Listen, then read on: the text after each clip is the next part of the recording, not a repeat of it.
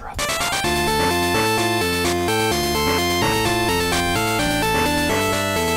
going to be talking about copyright, fair use, copyright, kind of shit freaks like us care about, I guess, on the internet. And good and normal people don't give a fuck about, I guess. But I give a fuck. I'm interested how it's gonna switch things up once we get AI involved in copyright. Are we gonna need a whole bunch of new rules for that? I don't know. I don't know if the panel's gonna go there. I got a link here. Let's hop in.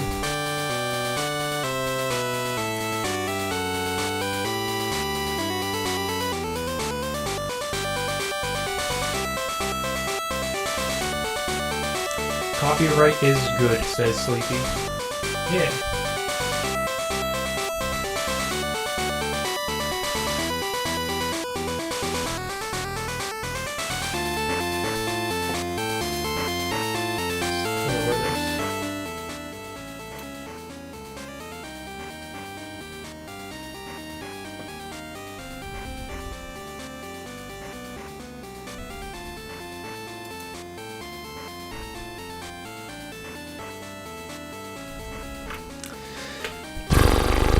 Bear with me. I'm setting up this StreamYard shit.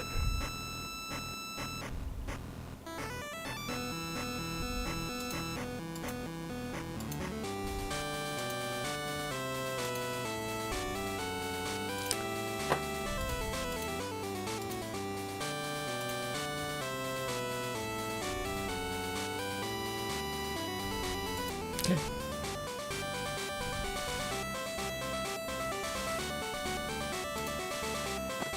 That doesn't You thought I was being Asian and being Jewish, like, you know. Jewish. You guys talking about Jews? Yeah.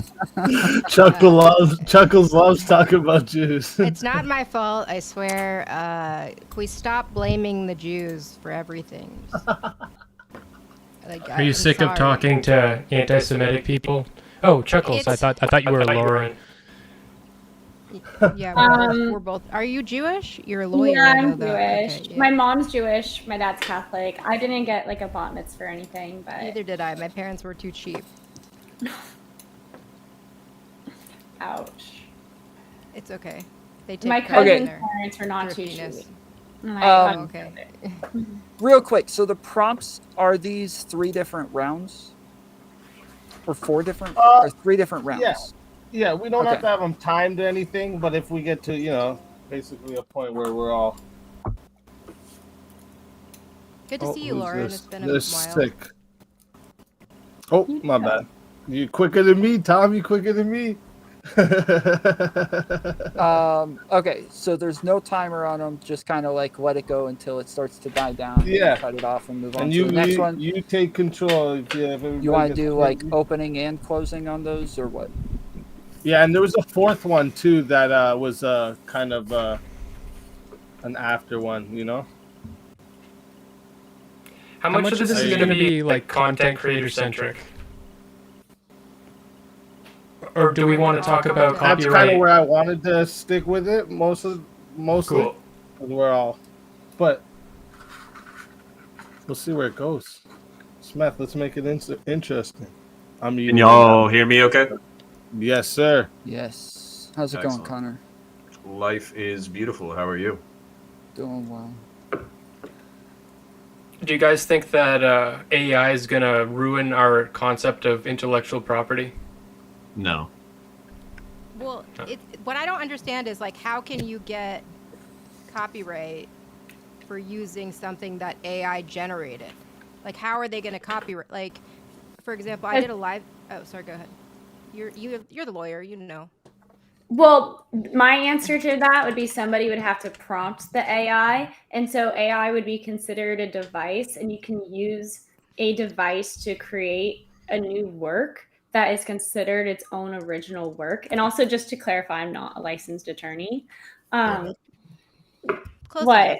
I wanted to call it out, but Yeah, not a licensed attorney, but yeah, so whoever prompted that work and created a new transformative work, they would have the ownership of it.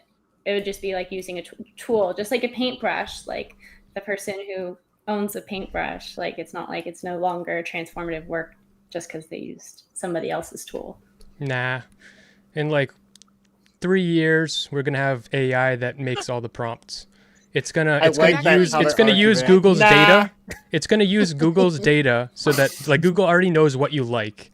So your feed is gonna be completely filled with stuff that an AI prompted, and no human is involved whatsoever. Well, there has to be a human who creates an algorithm who runs Google and that's an AI, horrifying. That means that person would own, like the person who created that algorithm would own any content that's generated from this algorithm. I like copyright, but in that case I don't, because that means just rich people own everything.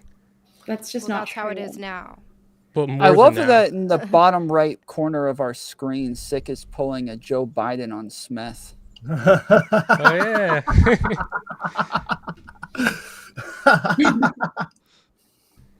That's great. He's smelling them. Yeah. Oh, that's great. I don't think AI is gonna be a problem anytime soon like that. Have you seen the way it makes hands? Yeah, and like people are weird looking too. I think it does a better job than I could. But it's gotten so much better so fast though. Like a year and a half ago, everybody was like laughing at it. I got mean GPT bot in my server. It's very mean. That's funny. I gave it its own channel though, because it's like it never stops replying to like everything. I should make another account and call it Mean GPT, and then give it its own channel, and just so I can be mean to people in my Discord server. Yeah, that's actually all it is mean. That's so I'm just funny. kidding. I've been accused of being a robot like multiple times this week, and it's Because funny. you're always using those filters. The aliens and the pastas, yeah, because it's great. I should use it right now. But yeah, it's funny to me. It's not like meant to be deceptive, but you know people. No, I don't know any. Okay, here's some right here. Finally, somebody says it. Is anybody here against copyright? What does that even mean? Like against what you mean against? Like, do you want like the Hassan Pirate Bay Piper. to rule the world? No, but I'm for fair use. What is fair use though? Like that's a. Do we want to? Is everybody here? That's what we're gonna fight about. Okay, because like Yeah. like technically copyright, like you're supposed to go and like have the little C with the circle around it, and you're supposed to like actually have paperwork, right, and stuff. Something like that. Yeah, Okay. Depends on the state. There is paperwork involved with copyright. Yep. yeah. So that sounds very.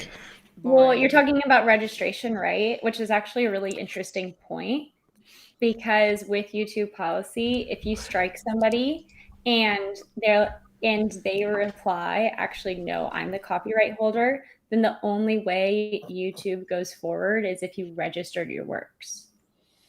Okay. Separate from does anybody, YouTube automatic. For each round, we're kind of open with the timings on them. Is anybody having a hard out right now that is Probably 2 hours for me. 2 hours? Yeah, for that you? sounds about good. Yeah. Okay. That All right. makes sense. So yeah, we'll try to plan on 2 hours then. Anybody else have any questions? Everybody ready to go? Good. Okay. All right. So this is the Speakeasy panel. We're talking about copyright today. I'm going to be moderating. We're going to have 3 questions or 3 rounds, and then possibly a 4th, depending on how quickly we go through those. But we'll manage those based on just how the conversation is flowing. I guess first we'll go ahead and start off with everybody giving an introduction. So Speakeasy, we can start with you, sir. No, start. Okay. What do you want to do? What do you want to do? No, You no. tell Let's me. start with me. Let's start with me. Yeah, okay, I'll start with me. Yeah. Okay. I'm Speakeasy. Escape with Speakeasy on YouTube. I do debates, breakdowns, debunks. Recently, I've been exposing a couple people that have been like scamming and doing some like tragedy pimping. So that's where I've been, what I've been doing recently. And yeah, so that's about it. Awesome. Lauren. My name is Lauren. I go by Lauren De Laguna on YouTube, and I am, yeah, that's about it. I'm trying Where to be can a people lawyer. Is that just as I'm on? like deleting all my stuff right now, so I'm like trying to get out of content. You Yeah. say you're trying to be a Okay. lawyer? And here Yeah, you I'm are a being lawyer. content. I'm like waiting on licensing, and it's taking forever. So Well, this will definitely help you with that. Sick. yes. Who are you? Where are you from? Where can we find you? I'm just some deranged online schizo that people either really like or really hate. I don't think there's an in between with me. Yeah, I don't know. Is this supposed to be my opening statement? No, just your introduction. Who are you? People don't need to know who the fuck I am. Please All right. avoid me. Okay, Smith. do yourself a favor. All right, I'm Real Smith. Everything you can find me Real Smith. I'm in the process of making a video that's got a reference to Joe Biden sniffing people, and it's gonna prove to you that AI can absolutely not make anything, because this was not gonna be something you would think AI would make. Based. Chuckles. I'm an alien. Awesome. Counterpoints. Yeah. Uh, Hi, Oh, Yeah. sorry. Chuckles. Did you want to do more? No, that's it. Okay. Yeah, hi. My name's Connor. I run a YouTube channel named Counterpoints. If you're into science fiction, fantasy, violence, my most popular content is breaking down Warhammer 40,000. Alternatively, if you're into politics, I do streams like this where I debate people mostly from a centrist but aggressive perspective. Also, if you like anything that I say for prolonged periods today, then I do have an essay channel. All of it's linked down in my description on my primary Warhammer channel. So I love being here. Thank you for having me. Hope we have some fun. Cool. All right. So we're gonna do opening and closing statements for each round, 1 minute or less for each one. Try to make them quick. We want quick back and forths, not very long statements from each person, so we can make sure everybody gets in and everybody's able to have a say. When I moderate, try to let me get in. If I start talking, I need everybody to be quiet and kind of just let me do my thing. If you have any issues, there is a bar on the side for private messages so that you guys can put it there or in the group chat for the Discord. Outside of that, we're going to go ahead and move on to the first topic. The first question is, what does copyright protect? And I'm assuming you guys can also talk about what you think it should protect in that as well. So we will go backwards on this one, and we'll start with counterpoints with 1 minute, sir. Oh, I mean, I would default to whatever legal definition is currently set. I think the whole reason why is that there's a certain amount of energy and investment and love and passion and money that goes into creating work, and as a result, we want to allow those people to capitalize off of their efforts. We don't just want everything ripped off.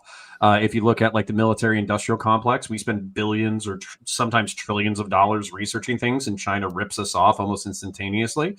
So we want to make sure that we're able to enjoy the technological edge that these information systems enjoy for at least a few years before our competitors get it. I think that if you don't allow some level of copyright, then it disincentivizes creativity. So yeah, I absolutely think creativity should exist, and I do think that it should apply to intellectual property. Now, that being said, we'll probably get into this in the open. I don't think it should last forever. I think it should be an edge for competition, not a perpetual patent. And I also think that a certain amount of creativity to alter copyrighted works should be used, particularly in entertainment. But I'll leave it there. Awesome. Chuckles. It's a legal concept that protects creative work. So yeah, that's it. All right. I'm gonna Sorry, need is to that turn not descriptive Chuckles. enough? Oh, am I too low? I got it. Sorry. Yeah, are you Can you able hear to me turn better yourself now? up? Yes. Better? If you can go up just a little bit more, if possible. Yeah. Is that better? Sorry. Close enough. Okay. Close enough? Smith.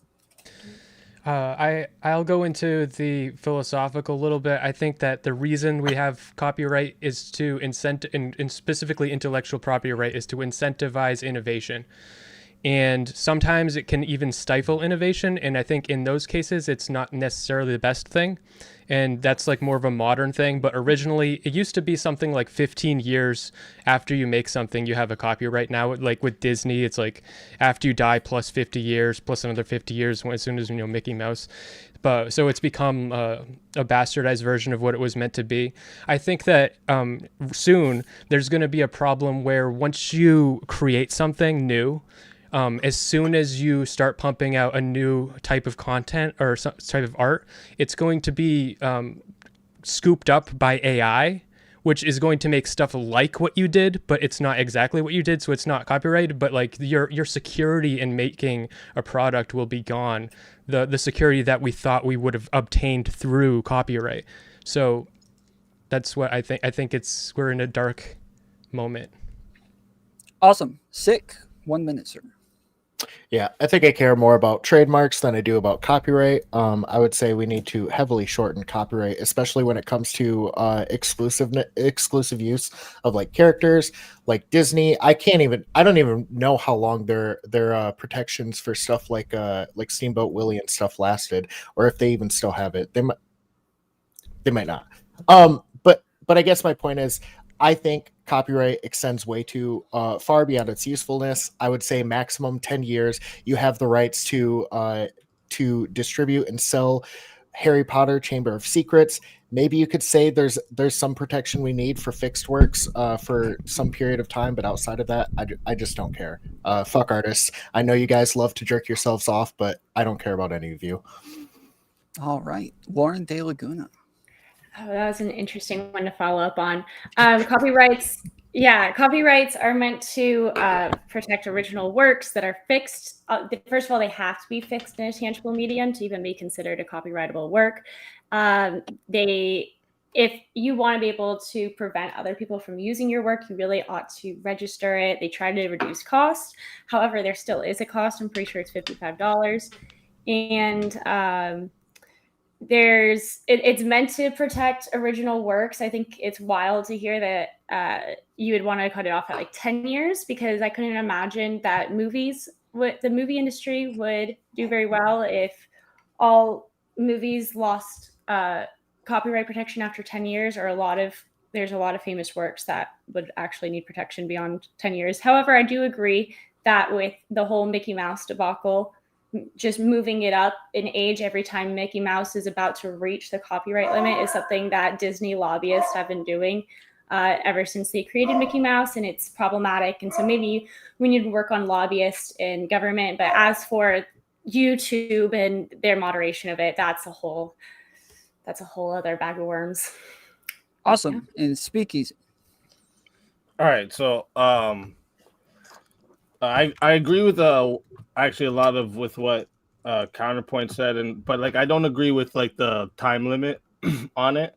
I think that I don't think there should be a time limit on your creative work, but there should be, with the fair use thing, I think there should be like I don't think you should be able to just sit there, play something, laugh at it, and that's considered fair use kind of thing. You know what I mean? So like, I think there should be some type of like threshold where like it meets fair use before it can be considered that. But yeah, I don't think there should be actual time limit on copyright, because like it's still the whole point of copyright is to protect your original work. And when you say that, do you mean? Hold on, no. Hold on, we're in opening.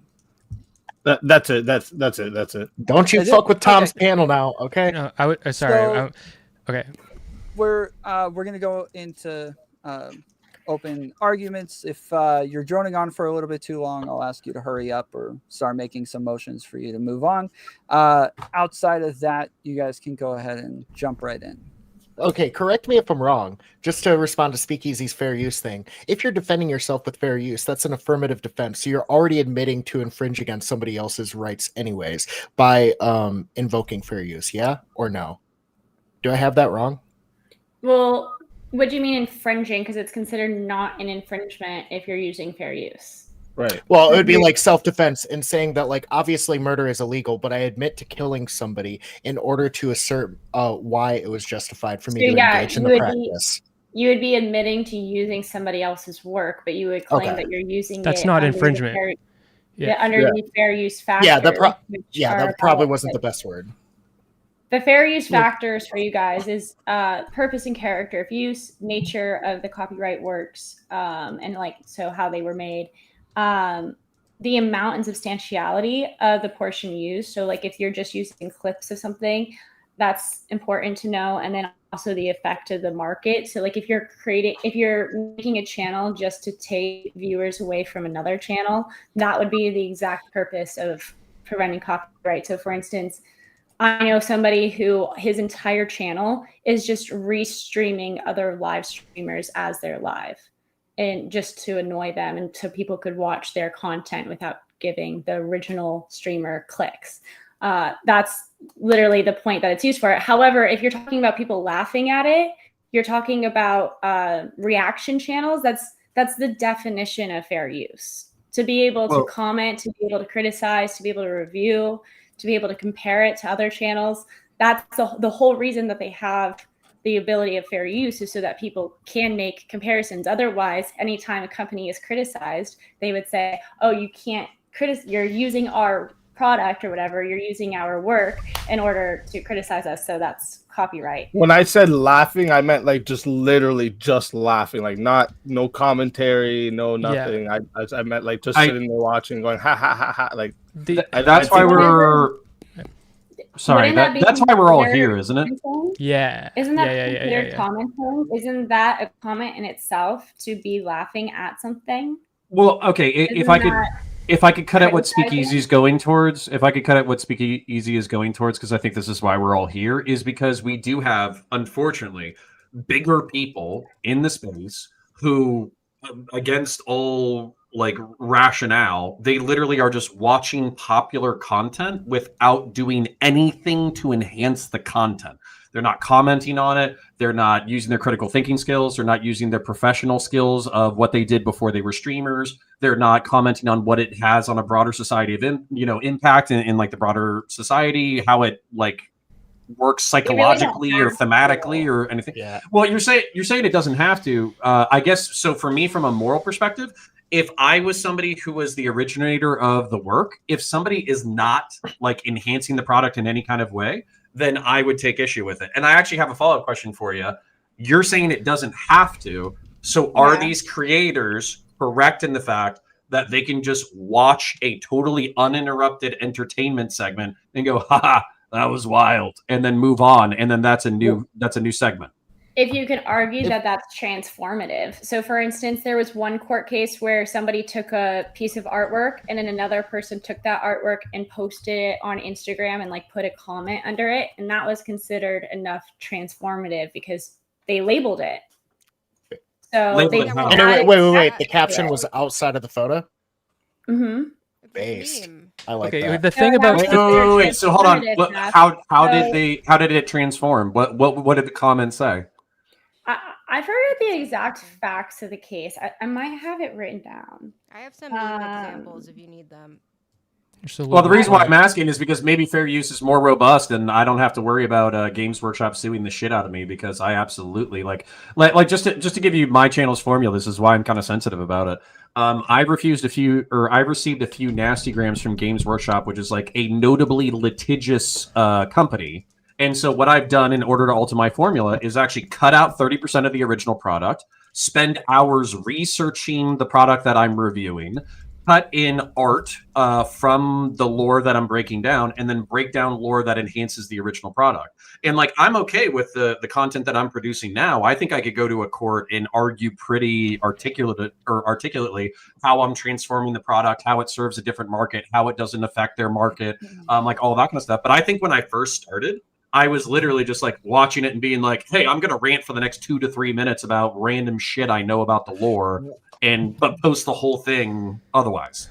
Okay. Cool. The reason that we have fair use, like we're trying to. There's a moral thing that happens here where it's blurred because we are living in an ecosystem where if people react to your shit, it's going to be beneficial to you. And anybody that says don't react to my shit, you're going to be hampered. Except the argument against people doing React content is that we're in an ecosystem where people are thriving by taking advantage of people's hard labor and putting in very, very little labor. And a lot of the marketplace for attention is going towards the people that are able to pump out massive amounts of content because they're spending so much less time because everyone else is doing all the work.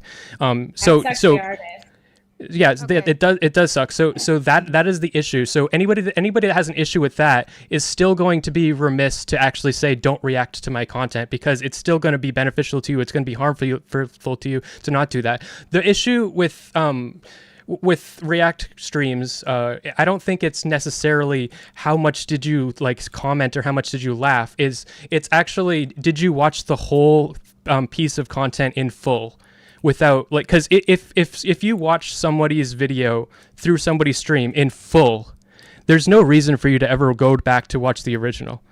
That's part of the factors of fair use. So one of them is preventing customers, diverting customers from the original creator to your product, knowing that your product is replacing their product by stealing. That's one of the factors. The other factor was the length of the amount of time in which so like for instance, if it's a movie, if you just take clip bits from like the Barbie movie and you review it, nobody's going to take issue with that. But if you literally just play the entire Barbie movie and then eat popcorn next to it, YouTube will probably take it down. Yeah, So and Smith, that's already a factor. I actually have a specific example, and I'm not trying to make this about me, but for instance, the show Astartes is it's a 13-minute fan-made animation. It's one of the best pieces of science fiction released in the past like decade easily, and I have commentary on it, and it is really just me pausing and talking about it. The original video is 13 minutes. My commentary is 45 minutes. And if you look at the retention, it's 100% the entire time because like I'm so engaged, enthused, bringing in lore, talking about parallels, psychology, all that kind of stuff. So I don't think that's my best work. As a matter of fact, I would call it pretty lazy. But at the same time, I think I could go to court and make a transformative argument because if I look at my retention, people are staying for the show, but then they're also staying for me talking about it. And I'm not replacing the market. I'm pointing people to the original product, which they might not understand or appreciate as deeply as I do without my commentary. Yeah, I like content like that. Like, were you charged? Were you charged with copy? Like, did you get a copyright strike? Not specifically on that one, but I have gotten copyright claims from Games Workshop in the past and have successfully appealed them so far. Yeah, so you're successfully appealing them. So I don't understand. Because I think they could still sue me if they were rude enough to do it. I just think American fair use law. Wait, you're appealing through YouTube?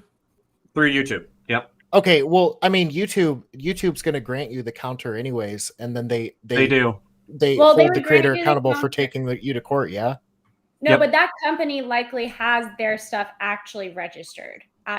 Whereas like the typical content creator, like I've had my works literally just lifted and taken and published elsewhere, and I've gone through the whole, like I struck it and then the other person appealed it, and then I was like, well, they're claiming to own this video that I clearly own, and here's the original video and here's the date, and YouTube said, did you register it? Are you suing them? Are they That's going to dumb. look into it though? Well, Do they okay, look into if it's registered? Yeah, if you don't register, you can't defend it. Anybody could just lie. It's just a barrier to entry. I thought if I put a fair use disclaimer at the beginning of the video, I'm allowed to use whatever part I want. Okay. No. Yeah. Isn't that how that works? What Lauren, about- you said something. Disclaimer. No. Lauren, you said something really important there, though. You basically said that like you can't take it to court or you can't defend it successfully or whatever. That's the calculation that I think that they've made. Well, that's what I was going to say. Is I think that court. But it would cost money, have- and I don't want to spend the money to register Well- it, two, then file a lawsuit and sue this person just to have them take down a video. I don't want them to. Like, well, I think that's what's probably saved my ass so far. But then to avoid litigation. And I also think that YouTube don't want to set precedent for these cases either, and I don't think the media companies want to set precedent for these cases either, because if let's say that a corporation is greedy, Mattel comes out and they say, you can't, do reviews or commentary of our shit at all. Or HBO is a perfect example. They copyright strike the fuck out of everything.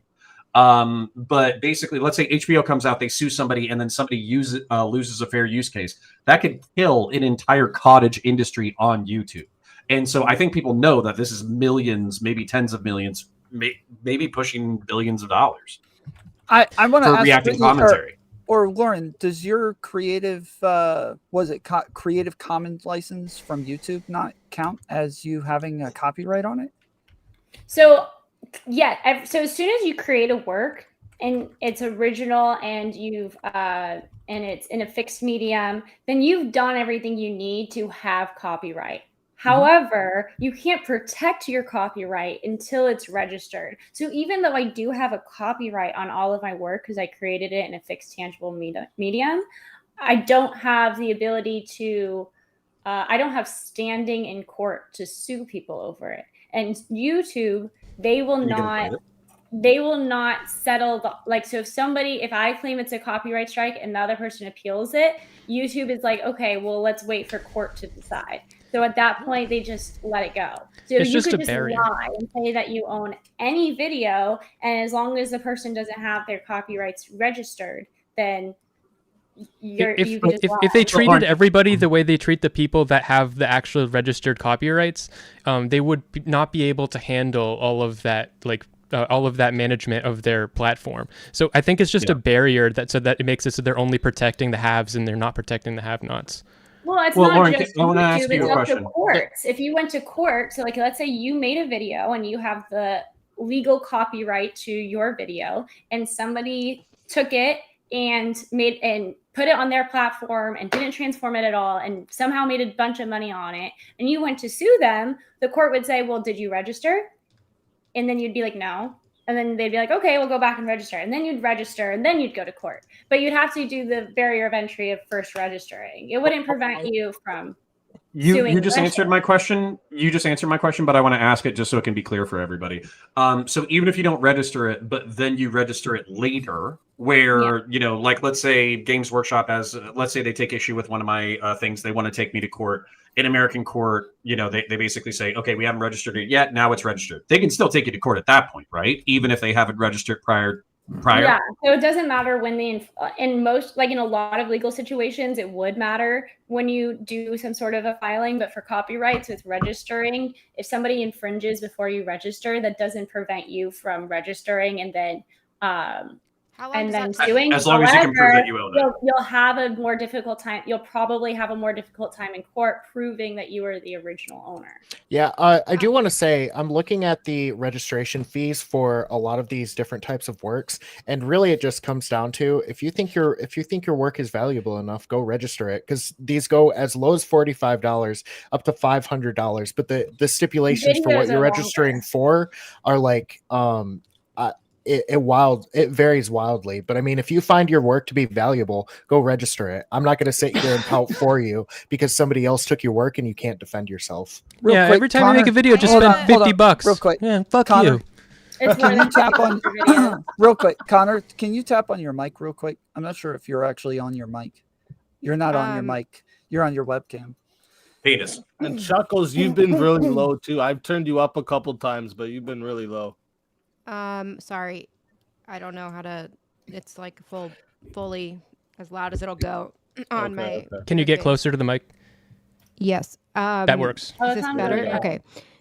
So what about like shorts and reels, like when it's paired with other art forms? Like, so say it's a song and it has like some visual, like something with it. Is that like another aspect of it? I will say personally, one of the nice things about shorts and one of the nice things about music is music typically is a lot longer than 60 seconds, and shorts limit you to 60 seconds. And one of the factors in fair use is how much of the original work Is you're it actually using. percentage? Is it a percentage of that original work?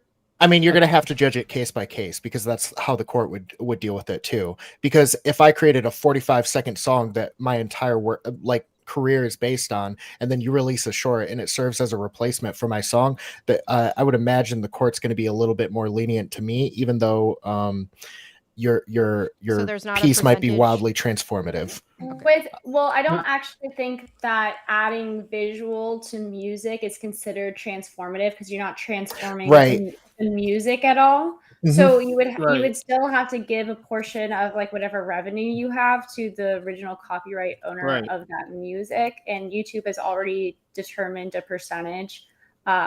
So that's And how that works. You said that like if it was taking away like watch hours or customers or whatever from the original artist, like isn't that all reproductions? Like we only have a certain amount of time on Earth that can be devoted to whatever. It's But important to identify market replacement because it means that they can use your work as a substitute for going to watch your own. And typically, if something's transformative, even if it were to include your work, there's typically a reason why they're going to that video and not yours, or But- listening to that song there and not on your like Bandcamp or wherever the Which fuck will you be post it. that'll be my defense in court when I finally get sued. Yeah, Yeah, like and with then- like a video though that you're like pausing and like with what you said, the original video is 13 minutes, but when you do all your commentary on top of it, it turns into a 45-minute video. I don't think this would count as replacing the video because like people are there More watching time. you and your opinion on that video because it's you and your opinion. They're not there watching for Well- that video. They can just go Well, watch and- 13 minutes. I'm if sure they there's wanted to plenty of without that. people who went and watched Barbie maybe and then went and watched Ben Shapiro's opinion on Barbie or Matt Walsh's opinion on Barbie. And Yeah, they're but trying they to didn't get- play the whole movie. Exactly. And Mhm. okay, but even But I'm if talking about if you play like a But whole there's- video. Say you They're take influencing Even if they the did. audience. They're influencing the audience to That'll- watch it or not watch it, right? it really so the thing is when it comes to this it's very subjective. You're just looking at the 4 factors that determine fair use and you determine whether or not you think those those factors weigh one way or the other. Is so profit using the involved full at all? length pardon Like profit, like if they're able to monetize, Yeah. like does that have like a larger impact on? So the first factor is purpose and character of use. So for if you're using other people's work for commercial purposes, like creating advertisements, that's not going to be fair use as strongly as if you're using it for education or for criticism or What about people for that transformative lie? works. They'll just label it as educational and it's not. Well, aren't you perjuring yourself? That's If you're not lying? so she's talking much about on content YouTube. though. She's Yeah, talking like about on YouTube, where I'm you're not, talking about, under like, oath. Specifically predator catchers. We're educating the world. It's like you're not, you're But then, causing- okay, but Some of them then you kinda are. still have to I have a show- right to my sex with underage girls, okay? No, I'm You not would have saying to that show- I'm that's kidding, I'm right, kidding. but I'm I've seen saying some weird like ones. they're monetizing off of it. Like Yeah. it's not for the Do purpose you not of like educating. predator catchers? I mean, it's just some of them are fine, but it does have a lot of negative Yeah. repercussions. Yeah, like on the family members specifically. I've seen some I that think are more than actually trying anything- to actually be educational. It's really weird. I don't want you guys to get stuck on this too much. Like Yeah. a lot of that's going to have to do with whether or not it's monetized in the first place, which Can- is going to be pretty easy to find out. Like if you're only Tom, doing can I it for poke- educational purposes, it's not going to be monetized. Can So I poke monetization is counterpoints real going to quick? go I into agree. Profit. damages in court. So yeah, go ahead. Yeah, counterpoints. Okay, I've only seen a couple of your lore videos. I've not there's one thing that I heard you got copyright struck for, which is that you would do movie reviews or of some sort. Is that correct? Who Yeah, is yeah. that? So- and There's so- basically sorry, go ahead. And so my understanding of that situation is that you would play a section of the movie and then you would have your commentary and it would be interlaced like that. And then if you looked at the activity on the video for what a lot of people were watching, even though there were obviously people who would care about your commentary and such like that, they would watch a section of the movie, they would skip what you were saying, and then watch the next section of the movie. And so if that movie is like only available as like a paid product, essentially it's serving as a market replacement for the movie itself, is it not? Or would you disagree there? Yeah. No, I agree. This is actually why I've changed my formula completely. Yeah. Okay. I was just curious because I didn't know if you would agree with that point, because that would No, be, no, if I I were do. in defense of copyright, I would make that argument. Well, and this is part of the reason why I've tightened up, and I'll try not to make it all about me. But basically, the reason why I tightened up is because I've been a fan of this universe for a long time, probably since like I don't know the '90s or something. I'm 35 years old. I've been a fan of this world for a really long time. But then I just watched something like a movie review, like you're talking about it, paused it intermittently, went on a rant about how it related to my life or psychology or tactics or strategy or history stuff that I knew or whatever. So I felt like that was relatively transformative. But then I would also just get things wrong, because I was being lazy and haphazard and I wasn't doing any research and I wasn't putting any art or anything like that. And so as a result, like some people would be like, you totally flubbed this part of the lore. And I was like, wow, I look like a total ass in front of dozens, maybe thousands of people who are here. Yeah, if they were really here for me, then I should know what I'm talking about. And so then it became like a professional thing for me to try to up the quality of my content, reduce the amount that I was consuming, and also make it its own thing, serving a different market and not just steal their IP.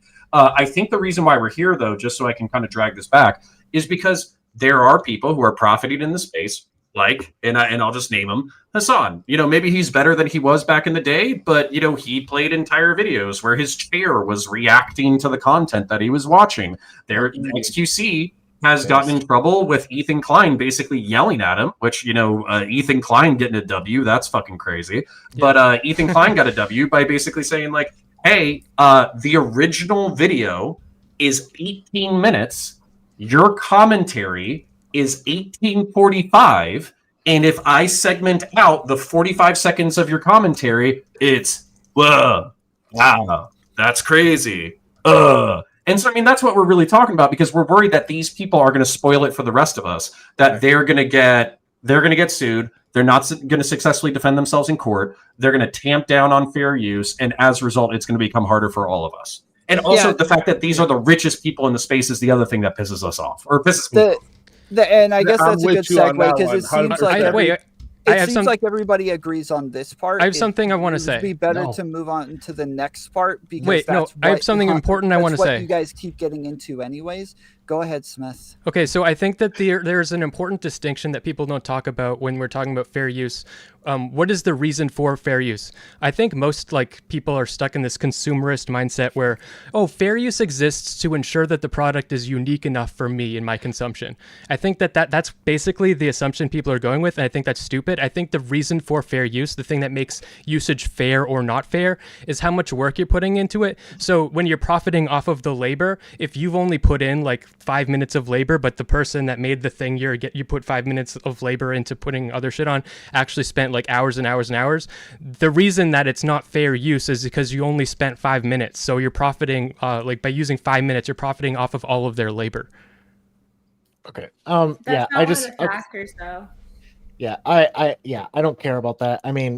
Frankly, the way I see it is I think there's defense for content creators who even don't add very much to videos anyways, because one of the things, again, that I care about, even though I don't really care about copyright all that much, is market replacement. And I highly doubt that if a video weren't watched by XQC, the market for the video that's being reacted to probably is not hitting XQC's audience, because they're there for him and only him. So they're not watching stuff unless he's there to be streaming it. So I just personally, those people from society. So what about just if you go after somebody, you're criticizing, making statements that are, kind of defamation in nature, but always punch up to a bigger channel, so it's not like you're stealing their stuff. Well, it doesn't matter where you punch. Defamation isn't protected speech. One of the factors. Yeah, but it should be.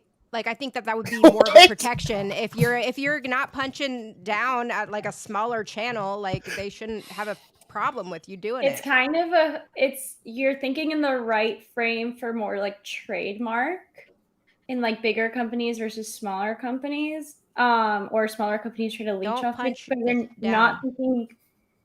But not with copyright. Copyright is a whole different beast, and it's about the creation of works. It's not about the companies and the size of the artist. But Okay, I'm so yeah, saying, like, a let's- bigger artist isn't going to come after somebody who's a smaller creator. They might. You should They sometimes see- do. absolutely- you should There see are my law haters. firms. All my haters are big time. I'm like over here small Yeah, time. what's and up? they're There are trying to law fight firms that something. do this for you now. Yeah, What? almost all of us who are YouTubers have gotten claims from bigger channels. Almost every single I- one of us have well, gotten hit numerous times from like I have a corporations, channel. CNN, Fox News. Like they're I've all I've gotten not- one from Netflix, but it was like I was doing commentary on an AI like documentary, so it was like really weird that I got that because it was like an Bro. AI generated thing. Am I working too hard? I've never gotten a copyright claim for anything. Okay. I've gotten it Like- wasn't even like You're it working too hard. well, are you using other people's work at all? All the time. Oh, that's the only Yeah? thing I do. Are you I would never doing it make for my own small- thing. small Okay, but are you businesses? reacting YouTube stuff? Yeah, is it Yeah, a big yeah. company that you're using, Yeah. like their work from, or is it a small? Well, Yeah. I think the easier way to identify it is like I don't just stream. Well, I haven't streamed in like the last 2 months, but I don't just stream on Twitch. So like YouTube will have its own built-in system that if you're playing a copyrighted work that the system detects on your stream, it will give you warnings. I've never received such a warning. So Maybe I- it's I know audio Tom wants quality or to- something. I know Tom wants to move on, but basically, I think that's part of the reason why we look down on this like version of content theft so bad is because like I don't, at least me, I've never copyrighted anybody for using any of my content that was original or whatever because it's largely commentary, debate, like all that kind of stuff. I want people to react to it. I want people to do it. I think the reason why people are pissed again is just because you have somebody who's already a millionaire. They don't need the money. They're not doing anything transformative at all, and they're ripping your shit, and then they're making more money than some of the smaller creators. I know that we're saying that we don't give a shit ultimately, but I'm just saying that that's like the concern. Well, That's then why people why are not pissed. use your copyright? You're like bragging about not using copyright, but then complaining about people stealing your shit. Like, just strike them. Well, Like, Yeah, because but- if same they're thing. really If you send a not- if they're copyright really strike, not transforming your stuff. if yeah, they but if you really send a aren't. strike, they're just gonna send it back to you, and then it's up Not to you to always. go sue them in Sometimes they're court. stupid. Most That's of the a- people that's I've big struck money lawyers. actually. The Most of the exact people example. I've struck so far are too stupid to figure that out. So Someone Okay. called Okay, into so my panel let me- and they were like dancing to a song, and the song like got picked up. All right, Which let me is ask a crazy. question then, because almost all of the topics are already being addressed right now. So let me ask this then: there is a culture of content creators who do want their videos reviewed by other people, especially if it's been being done fairly. It is beneficial to them, and it is beneficial for tons of other YouTube channels. If I like when other bigger channels or even smaller channels are watching my stuff, lots of other people will come over and subscribe to me. They may not watch that video over again, but they'll see my content, they'll like it, and they'll say, hey, I like this guy, let me go sub to him and see what else he's got. But people like Ethan Klein are advocating for people to just stop reviewing in the ways that we currently do a lot of times. And so do you think that we should push for a culture where people don't do as much react content and just make all original content themselves? Yeah, some people Or aren't that should we creative. accept the culture that we currently exist in that does seem to be symbiotic for everybody? I You think can that most figure people would be it fine out. with it with citation. I think that's one of the main issues is without citation. So if Yeah. you're People if aren't gonna you're want that though. If it's something that's a parody of something, making fun of something, they're not gonna want. They're like, oh, this is the original So thing. then they can like, take it off. parodies, They parody yeah, it is should be covered an by law. option. I Yeah, know I- it's covered that's by fair It's use. adding fair something use, new. but As long as it's still a adding lot of- something new, with a further purpose, it's transforming. Yeah, we're talking in about without parody- fair use. The question is without Yes, fair use. yes, So for yes. somebody like me, XQC goes and sits and watches my video and just giggles the entire time. That would still be super beneficial to me if Mhm. he did that, even though it wouldn't fall under fair use. And this Right, does seem to be an A accepted solution, thing. Ah. a Destiny solution Can we- should be just Well, real wait, quick, can I- Destiny allows channels to rip his entire VODs and upload them to Destiny Vault. Hassan allows people to rip his entire VODs and upload clips to numerous channels. There's an entire there's like 50 different channels out there all uploading clips from Hassan's VODs. So all of these big streamers are all allowing people to take their content and re-upload it somewhere else without any sort of transformation or fair use, because they feel like it's beneficial to them. And we've all kind of agreed to this contract that this is how we do things. But Ethan is not agreeing to it, and But a he's smaller wanting to make channel changes wouldn't anyways. feel the same way, I don't think, if a bigger channel were to take it and restream it. No, actually, I think it's the opposite. Smaller channels like want that a lot, and if a big streamer is going over your thing, even just giggling, you're going to be excited because you are going to get more views, you are going to get subscribers. So I think that I don't it mind causes personally. citation would be good. Linking it in the algorithm would be good, not just citation. And it's because when you watch their video of your video, then your videos don't show up in people who watch that feed. So it should be algorithmically linked to your channel. But the thing is, I think if you haven't automatically give you an option, do you want this to be cited in the description? Yeah, sure. It should. Yeah, you should be able to pop up opt on the out. dashboard. Yeah. You should, but the thing is, if you have an issue with this, so I think that any instance of someone reviewing or reacting to your content is going to be beneficial to you, and I think that at large there's a good argument. It's arguable, but I think there's a pretty compelling argument that at large having a culture of React content takes away a lot of attention from original creators at large. So if you have an issue with that, for you to object to people reacting to your thing will change nothing, and it'll martyr yourself, and you'll just fail. You'll just get nothing. You'll just fail. I think there's a So rule you have to about, change the whole thing. You have to change everybody at once, or nothing. I think there's a rule about making videos that are only about like one person. Like if you do it like multiple times or something, you're not supposed to. Like I think 3 there's a times. Well, rule. that's not about copyright. That's about harassment. Yeah, exactly. But it can be considered harassment at a certain point if they're just taking your stuff and reposting it and that's it, and they're ridiculing it, and that's their whole content for their whole channel. Counterpoints. Okay, Counterpoints has a hand up, but I have two. You can't see my other one.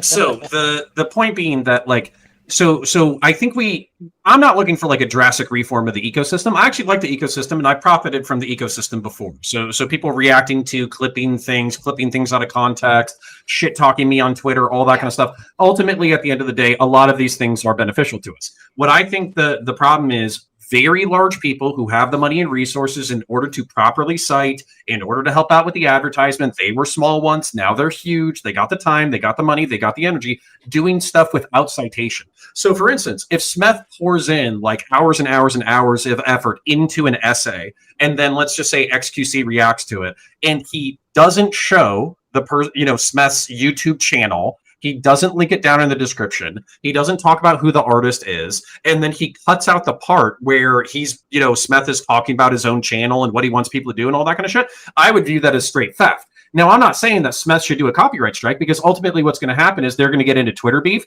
and he's going to get dogpiled for 2 weeks and called a narc bitch, piece of shit. And then nobody will review my thing again. Yeah. And then he'll be less popular because he'll basically be getting bullied by the larger content creator. But I think that we as a community could tell the larger content creators, hey, listen, if you're going to rip our shit, if you're going to review it, if you're going to be lazy about it, at least give the original artist some fucking some clout. That way they can profit from the interaction as well. And if you don't, you're a piece of shit, and Ethan Klein is going to own you in a debate. It's going to be very embarrassing for you. Ethan It'd be Klein nice can't if own content ID. I seen someone say it in the chat, and I've Just thought don't about punch that before. If like content ID was to force a link in your description to wherever this content is coming That from. sounds cool. Yeah, Okay, there's Pop up on the many- dashboard. Like, do you want this to be, you want your link in here? Yeah, can I just mitigate, cut off like part of this conversation, which is that I'm sorry, I think fair use is an interesting conversation, but can we just agree that fair use is kind of pointless here, because nobody here or most creators just do not pursue things legally, so the fair use thing doesn't even really come into Well, question. currently the most of the conversation time. right now is past fair use. We're right now. Yeah, the yeah, topic I is just- without fair use. I can Do just you feel think that us- we should build a culture where this If is. someone was to, hold on. The re-upload reason my I say it, music- Tom. If someone was to re-upload my music as their own, I would fucking definitely take legal action. Okay, but that What if they're Okay, you're dancing saying to it or copyright something? registered. I'm Pardon? just the reason I'm saying it is because I feel like every once in a while we're touching the tendrils of fair use, and then we fall back into that conversation. And I don't care. I think we Okay, all so then let me understand. ask another question. Whose responsibility is it? Do you think that if somebody reviews your stuff, should you go and ask for revenue sharing, copyright claim it, or whatever? Or do you think we should automatically expect those bigger creators to go ahead, ask for permission to use this content, or go ahead and Communism. give We should like all an just at to share all the the money. Just kidding. It go should be ahead in the and it should put be an in at YouTube. on the description, or YouTube's responsibility Yeah, to algorithmically should tell just that do it's it. yours and put it on Yeah, the it should just put do a my tag on there. taxes and Yeah. No, everything it as well. can't. It can't just Give do me it the money. Why not? I'm Jewish. because there's subjectivity to determine whether or not the person is actually reviewing your Yeah, it's- content or whether or not they're stealing your content. That's Yeah. Unless Isn't you this in the could get- terms of service though? Like it kind of like details like what is and isn't. Yeah, they try to tell. I have the terms of service pulled up. They try to explain to you the concepts of fair use, like from Yeah, a legal standpoint, but you well, from an still- ethical you still standpoint. have to. it's so Yeah. blurry. I love that's always a thing with YouTubers I've noticed. Like I've been in like a lot of debates with them where the entire debate is essentially around a legal concept. And then they always bring up, well, what about the ethics? What about the morality? Well, that is What the legal. fuck? It's supposed to be at least. Wait, you Yeah, can we say all that. want You to can say change that. it. You We can say all the want to foundation. change the world. You can say the foundation of legal policies are like morally or ethically based, but that Yeah. doesn't like when people are talking about morals or ethics, they're talking about something that's independent of that system. Like a law is objective and the Yeah, it is morals are true. We have to subjective. just So keep with the law because Yeah, no, we're but the gonna law have to be sucks. regulating a group of people, and so in order to regulate a group of people, we have to be within the There are confines of practicality. some sort of a system. We can't have like an objective morality all Well, the time. Well, Smet- wait, Smet, if I really, can, really quick, how much of it can we standardize? And that as much as we can, we should. It's- so I want to address what you said directly though, because this would actually this would be weird, and then I think it would also kind of kill the market as well. So let's say that we created technically a better system where people were doing reviews and commentaries and breakdowns, and literally like Google and YouTube auto calculated how much of it was the original content of just the content being played, and then the remainder of it being commentary. So let's say that you hit a 70-30 ratio. What's going to effectively happen is that the original content, or not the original content creators, are going to get that rev share. They're going to take 70% of the money, and 30%. I'm not saying this is how it's going to work. Actually, Lauren, I'm just doing a hypothetical. Did you Make eat breakfast Jews rich yesterday? again. No, because it's a black or white. eat It's not a breakfast? 70% thing. I'll let you. I finish. know, because basically what people who are doing fair use are saying is that they're transforming it into a new product, and Yeah. therefore doing the rev share wouldn't make sense from a legal Right. standpoint. And then if YouTube does that, then they're Right. opening themselves up to suit and countersuit from both parties, fighting over the nickels and dimes of each video. Yeah, so it's what I with that I actually was thinking that when I was saying that I think the thing that should be automated should just be linking to people's channels algorithmically, and like just in the description it should be like this has stuff from this has stuff from this. And so like that would be cool. That can be automatic. That'd be and then as far as like revenue share and shit, once you link that, then you can have the creators just duke it out themselves. The reason that you can't do that from a copyright perspective is just because somebody posts it on YouTube the first time. That doesn't make it the original owner's like the poster's original true. work. So YouTube would really only be able to automate these things for people who have registered their copyrights and then told YouTube about their registers, and then had YouTube automatically go after. YouTube currently does that with music, though. Yeah, I was gonna Right. say I was Currently gonna do that with ask music. because she Exactly. probably knows. So they do that with music, but like I know that there are like so many scam like people that will just upload like the sound of crickets, and then like your video has the sound of crickets and it sounds enough like their thing, so then they'll be able to copyright strike you. And there's people that do this the like as a crickets living. really need the money actually, so Yeah, but so that system is a like Make how do crickets they have rich. to register everything they do that with, or is that just like automatic like recognition? Would you know? So every Crickets and time you clout. make a transformative work, if you want to be able to have standing to protect that transformative work, you have to register it. I think there's a way to register like a collection of work, so I'm not sure if you could just say like pee my on it YouTube- and then it's yours. I tried far, she's that doing good. actually. You would not believe how many computers I fried trying that. But just Oh, I like thought that's how you claim yeah. like territory and stuff. If you make I'm like, content that's "Please, God, dumb enough, no one's electrocuted." gonna use it. Problem solved. Intellectually Okay, pee but on that's it, so the nobody want to problem. look at it. No, but okay, but that's actually the problem. Is like we're trying to create pop. That's literally the essence of the problem. Is you're trying to make popular things. It's No, a double-edged people like sword. cringe. If you're They not, want cringe. The people want dumb cringe. you know what? There's a market for it. Absolutely. So you know, like that. But that's the thing is like you want people to interact with your shit, hell or high water. If it's cringe or if it's based, it doesn't matter. You want people to interact with it, but you also don't want people to rip your shit. That's it. And then on top of that, we're dealing with an upper class of people who are incredibly successful, being incredibly lazy. And here's the thing: like I wish I had mommy and daddy to pay for my apartment for 2 years while I worked 30 hours a week in order to get a streaming career off the ground. But I don't have that kind of money. I wish I I don't could have that keep kind a of social job. support. Well, you know, then we're dealing with different problems. But at the same time, like but that's the frustration is there's an entire class of like upper middle class kid who had mommy and daddy to pay for their apartments for 2 years while they got their streamer career underway, and then as a result, they now have thousands of views, basically Yeah, ripping but other people's You're content. doing I the feel victim thing. personally attacked right now. Yeah. You're Are doing you a victim thing. successful? Also, men content creator? versus women making money on the internet. Like every time a chick collects money, they're like, everyone's like, "You're a simp." Like no one says that when a dude is collecting cash. Like it's so weird. Like it's like people are shamed whenever they give money to women. This is the difference: is that there's only reason women online get money. I could be a bigger victim than you if you want me to. It's very easy. Yeah, hold on. So, Lauren, all right, for real, like, did your parents pay for your tuition for 2 years while you built a content creation career? Tuition? Like Your rent. Your rent. Excuse me. I went to I went to the Air Force Academy so that I could get my school for free, and then I actually transferred to UC Davis, and then with that I got a half scholarship to law school, and my parents did help me pay for rent while I went to law school. Okay, my parents are really Jewish, and I owe my mom a lot of money in rent. Okay. So hold on. Did you actually serve, or did you just go to the school and then leave? I went for 2 years at the school. Okay.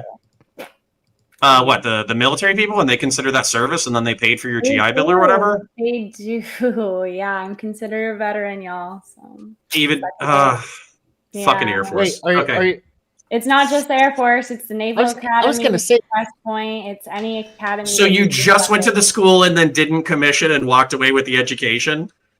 Walked away with 2 years of education, and then got a full scholarship to UC Davis, and then got a half scholarship to law school. So why are you even flabbergasted by this counterpoints? People enlist in non-combat roles and have careers based like that all the time. Yeah, because with enlisted, what you do, you're right. You do enlist. You enlist for at least 2 years. You qualify for GI Bill after a certain amount of time, particularly with post 9/11. But what happens with enlisted people is they make you eat a bucket of shit for 2 years every single day. You didn't eat a bucket of shit? Yeah, they wake you up at 5 a.m. You know what it's like, plebe year of the Air Force Academy?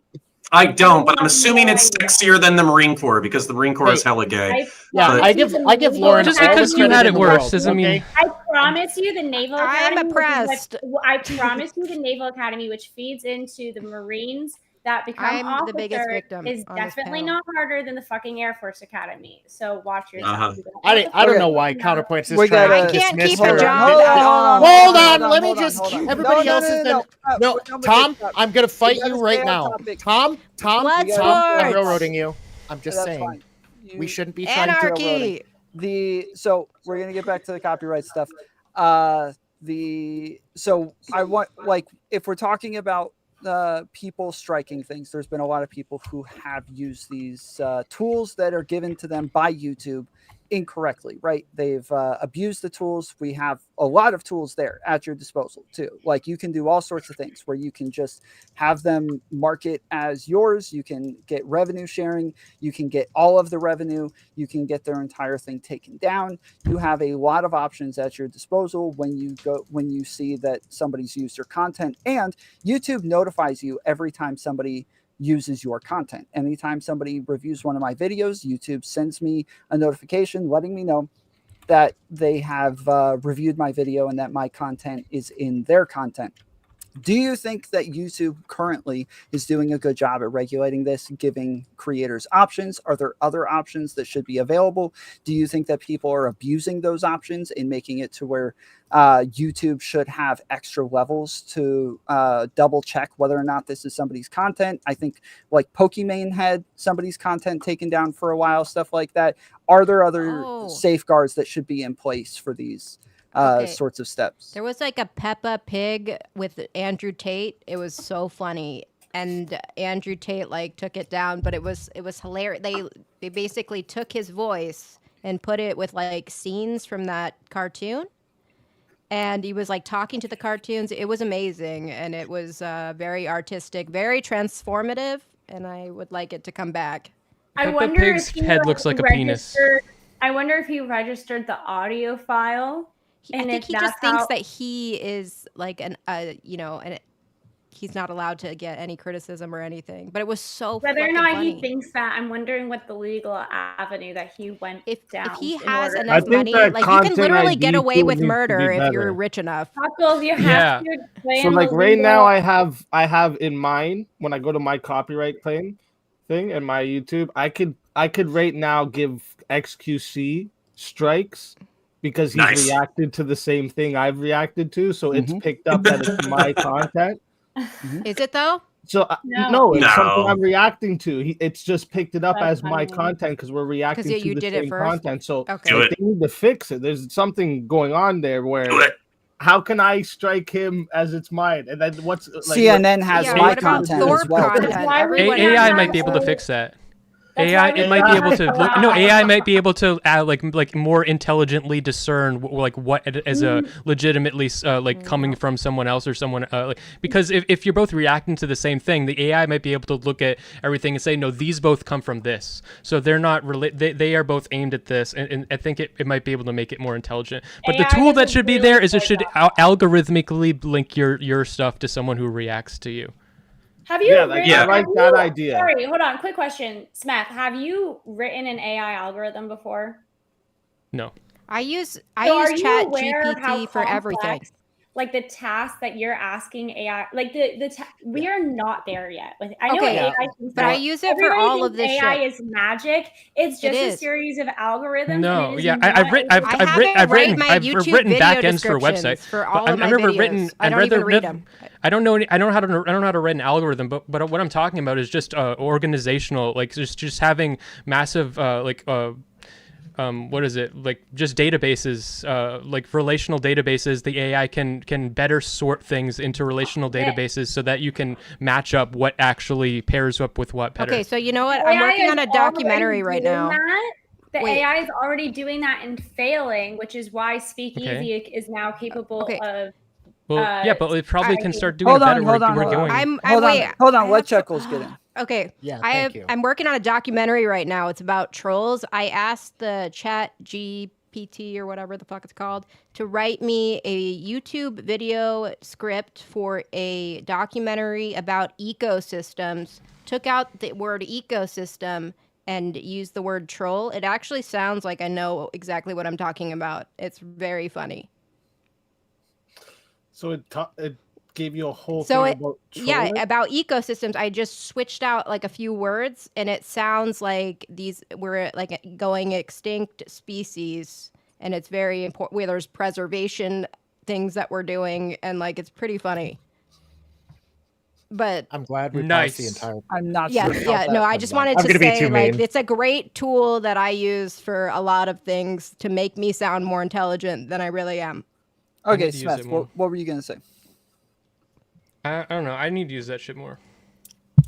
I use it I for love my that was not the tags, point of my that. That is descriptions, not my I don't titles, remember what I was titles, fucking everything. saying. I don't remember what I was fucking saying. What Okay. we were talking about good. was whether or not AI was capable of discerning AI who is my was a boyfriend. reaction channel versus who was an original content creator channel. And AI Right. doesn't have the capacity to view a I video am and AI. determine that this is a reactionary thing and therefore Yeah. unlikely to be the original content creator, especially if it Right. doesn't have access to the original content. The Okay, AI that's what gonna no, start that is suing what I'm us. talking about. I'm saying specifically, I'm imagining this thing. I'm imagining is when they do have access to the original. So Okay, it's on well, what YouTube. if they So don't? it's Which will be an if they issue. don't, it wouldn't work. But it would. This is why, gonna be if we're going to sad. do copyright, we should go full hog with it. And the only way you can copyright your material is if you mint it as an NFT. And that way the algorithm Mm-mm. always has That's too one piece of complicated. material to work with that stays consistent. Okay. have the YouTube backend automatically use that Blockchain. technology. Use blockchain technology so that Yeah, it doesn't have to figure actually out be linked who- to money. Like just the technology would it doesn't have to be used like tied to any type of money. Right. You could just use blockchain and then you would always know Yeah. who the original creator is. Yeah. Let's do Is it. anybody else getting old don't enough where know. you just don't pay attention to young people terms anymore, like NFT what and is blockchain and blockchain? Snapchat Sounds and all like that a kind of cock shit? block. Like, I'm just know. really happy to be getting older and dying. Oh my before I God, understand look these at- okay, concepts. when It's my people say birthday NFT today. Look at I'm 1 year counterpoints closer trying to boomer. virtue signal for the old people. Okay, Okay, you know okay. what the fucking Okay. NFT is. When All people right. say You don't know NFT and how blockchain, blockchain- like the thing is like so like They're scammers, there's a that's what magical they thing are. that can happen Yeah. with an image that you could actually be able to determine who has the original image. So that's the magic that Yeah. we're applying here. So you could determine who has the original video. Like Okay, I get what I you're do saying. understand this, and I think so just to steelman what we're saying right here, if there was like an encoder that gave you some level of like encoding that would give you the original code for the art, we digitally registered that, so it was super easy to do. It cost $0 instead of $55. Everybody could register all their Somebody IP will hack it. instantaneously, and then we solve the copyright thing. That's totally fine. It's funny. It's interesting. Maybe we'd solve some of these IP issues. But I don't think that I want to put that much effort into solving IP issues because, frankly, I just think it's funny to have NFT bros have their art copied by other people and then posted as the profile pictures of other people. It's just too funny to stop. Okay, I think Well, no, that you wouldn't stop really that. missed- Good. really I don't missed the follow. Power I'm of not a robot. blockchain in that answer. Uh-huh. And it's confusing that you're the one who complains most about these copyright issues, but then you're also the one saying the most of the time, well, I don't want to resolve it. I just think it's funny that Yeah. we have issues. Counterpoints So, like, is a Debbie Downer, I think. I am. No, Eeyore is my spirit animal from Winnie the Pooh. For those of you who know what Winnie the Pooh is. I No, didn't but think that you're there would right. be I someone more don't depressing. want to resolve these issues because I feel like the natural I don't economy want to is resolve so these issues. Chuckles. Try to let him is so good for everybody that if XQC watches my videos without attribution or without whatever, like citing me or whatever, ultimately that is still better. I just think that people calling him a piece of shit is justified. I think you're like trying to incorporate everything to a personal basis. And so you're missing the forest through the tree. Like you're missing the point because you're focusing on what you like to see, what benefits you and what helps you. But if you That's look how at people Correct. think. if you look Yeah. at the community at large, if you look at humanity at large and how to benefit YouTube going forward, then no, you would want these copyright issues resolved. It just No, I disagree because basically, why would I want to resolve them? Because right now we kind of exist in the Wild West where there's a small cottage industry of things that kind of border on infringing on fair use, but they themselves can be monetized by people who are trying to make a living online digitally, and the people they're ultimately stealing from are rich cunts. Okay, Not well, you always. are Well, giving if a you were a Hassan rich take cunt, right you now, would hate which it, is that though. theft is If you based so were, long you as the know. person has enough money. True. Counterpoints and Hassan That's are what the I'm you same just saying. wanna person. Like you can get away with curiosity- anything with money. are you a socialist or a communist? No, He's not a even negative close. person. no. Or Yeah, He's I a don't know why- pessimist. I That's think what he the thing a is- pessimist. He wants to be honest about like he wants to bite every bullet, but he also is comfortable being a little shitty, too. I mean, it's not So, that okay. bad. It And sounds if like I he's can talking use an about- example, you go ahead. Sorry. I was just Okay. going to say, it sounds like you're saying that like the way that you interact with it personally doesn't mean that that's what you want the like legal rights to be. Like you want people to have these legal rights while also being able to choose what they do with their own property. I don't know Yes. if I would So make that so the no, window. I want to use a very specific example. I want to do like the Warhammer channel is doing well. I'm at almost 50,000 views. I broke 1 million views last month. I'm making $3,000 off of the Warhammer channel. It's awesome. It's great. I love it. And I don't think that I'm infringing on fair use anymore. And I think that I'm following the letter of the law. HBO is abusive with their copyright strike system where they strike everything. And not only do they strike everything, even if it's obviously fair use, it seems like, just from personal experience, that as soon as HBO strikes something, it's dead in the algorithm. I'm not kidding. Like, I've had videos that were released from other IPs. They did fine. They kept continuing on algorithmically. I had HBO shit that was released and it was dead in the water, literally 0 views. So I don't know if like somebody is boys with HBO and they said basically don't promote our shit on fucking YouTube, but that's kind of my suspicion. Anyways, eventually I would like to take HBO content, cut out 30 to 40% of it, transform it with commentary on psych and tactical shit. But I also want HBO to reserve the rights to be able to strike somebody who does an XQC level react. I think Okay, you want it to be still question. gray. I would agree with that. Counterpoints. The one thing that I Yeah. keep hearing in your arguments, which really doesn't make sense to me, Is two me. things. I thought Two so. things: how wealthy the artist is, and how wealthy the theft is, and whether or Don't not that punch should down. matter. No, it Mhm. doesn't. Problem doesn't matter. solved. wait, And Keep how going, much Lauren. Sorry. work and effort was created or put into the creation. Both of those things just don't matter. They just don't. I know it does to your fifis, and I know it does like to you, but to the law and to the purpose of creating and protecting art, it doesn't matter. So Okay, just Okay, to, I just to think- piggyback off of Lauren, I just want to say the punching down thing doesn't matter. The whole point of having a civilized society is that we all abide by a set of rules. And so it doesn't matter if I'm punching down or if you're punching down or punching up. If what you're doing is against the rules, it's against the rules. Okay, you shouldn't be able to take advantage of my success to kick me down. Look, I Okay, agree with you guys. I Unless you're disagree with rich, counterpoints, unless but you're rich, he just then has you a can do different whatever. philosophy. He believes that the way that That's not it seems to believe that the way that we solve problems is by having a social culture, or he wants that to be the way that the problem is solved. And other people are saying we need to reinforce this systemically. Yeah, that's not a bad analysis.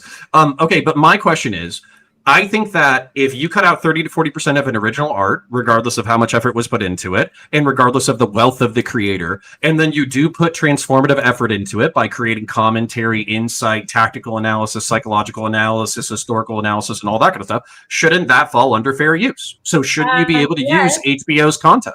So once again, well, yeah, you would just have to Defend it argue if they yeah, chose you'd to go have after you. defend it if they went after it, and Yeah.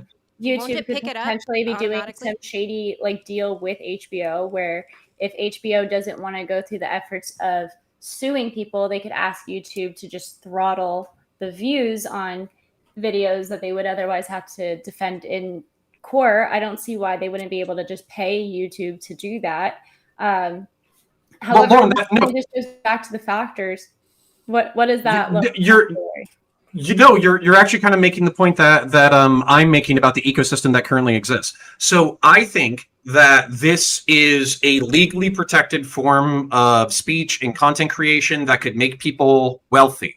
What I think when we look at creators like Hassan and XQC, who are doing haphazard reacts and breakdowns that are not adding any kind of transformative value, ultimately what will happen is these giga corporations will clamp down, and the people who are putting in effort, who are smaller, will be the ones who are affected. Whereas the larger millionaire people, they'll just find new places to fucking react. Like the way that it's funny because it's like, because YouTube is going, if they are doing this, YouTube is kind of going around the copyright law and letting big companies just throttle any content that they think may potentially be copyright infringement, even if it's fair use, is what I'm hearing from you. However, in the end, if they continue to do that, they're going to bite themselves in the ass, because when reaction channels continue to do that and they get throttled, they're going to move to others. And we're already seeing that happen. We're already seeing Kick grow. We're already seeing Twitch grow. We're seeing other streams do other streaming platforms do much better than they had been doing in the past years, because YouTube has been messing up by basically selling their soul to large corporations and doing other and Twitch even also worse. censoring people. Twitch, you get I don't banned have any for saying a counter-argument. word. Yep, that's a Speakeasy, point well go ahead. made. Wait. Yeah, can Tom, speak I didn't easy? hear. If I didn't hear what he said. What did you Oh, say? didn't hear what I Speakeasy? said? No, I didn't hear you. Oh, I was just saying because they were talking about how YouTube like is causing people to go to other platforms. I said Twitch is even worse. Why? Right. I think And most of it's virtual because of experience Twitch. issues like that. I don't go on Twitch, so I don't know. So Kick is doing significantly better than it was several years Yeah, ago. yeah. So, Just to inform you, Lauren, like Kick or Twitch is hemorrhaging its users because of its constant years of like practices of like their enforcement and policy changes where they're basically like ostracizing their own creators and not giving them a lot of options for where they can platform themselves if they're tied to Twitch in some significant manner. And also the users are feeling the effects of like creators leaving the platform. So in a lot of ways, like Twitch is not growing and hasn't been growing for at least like the last year or so. yeah, and Creators YouTube overpolicing got- their communities. YouTube got the head start because they were the first, or at least the first popular one. So they got almost all the content creators just posting it. And then YouTube started doing some shady stuff, but they were already so big, so they feel like they can.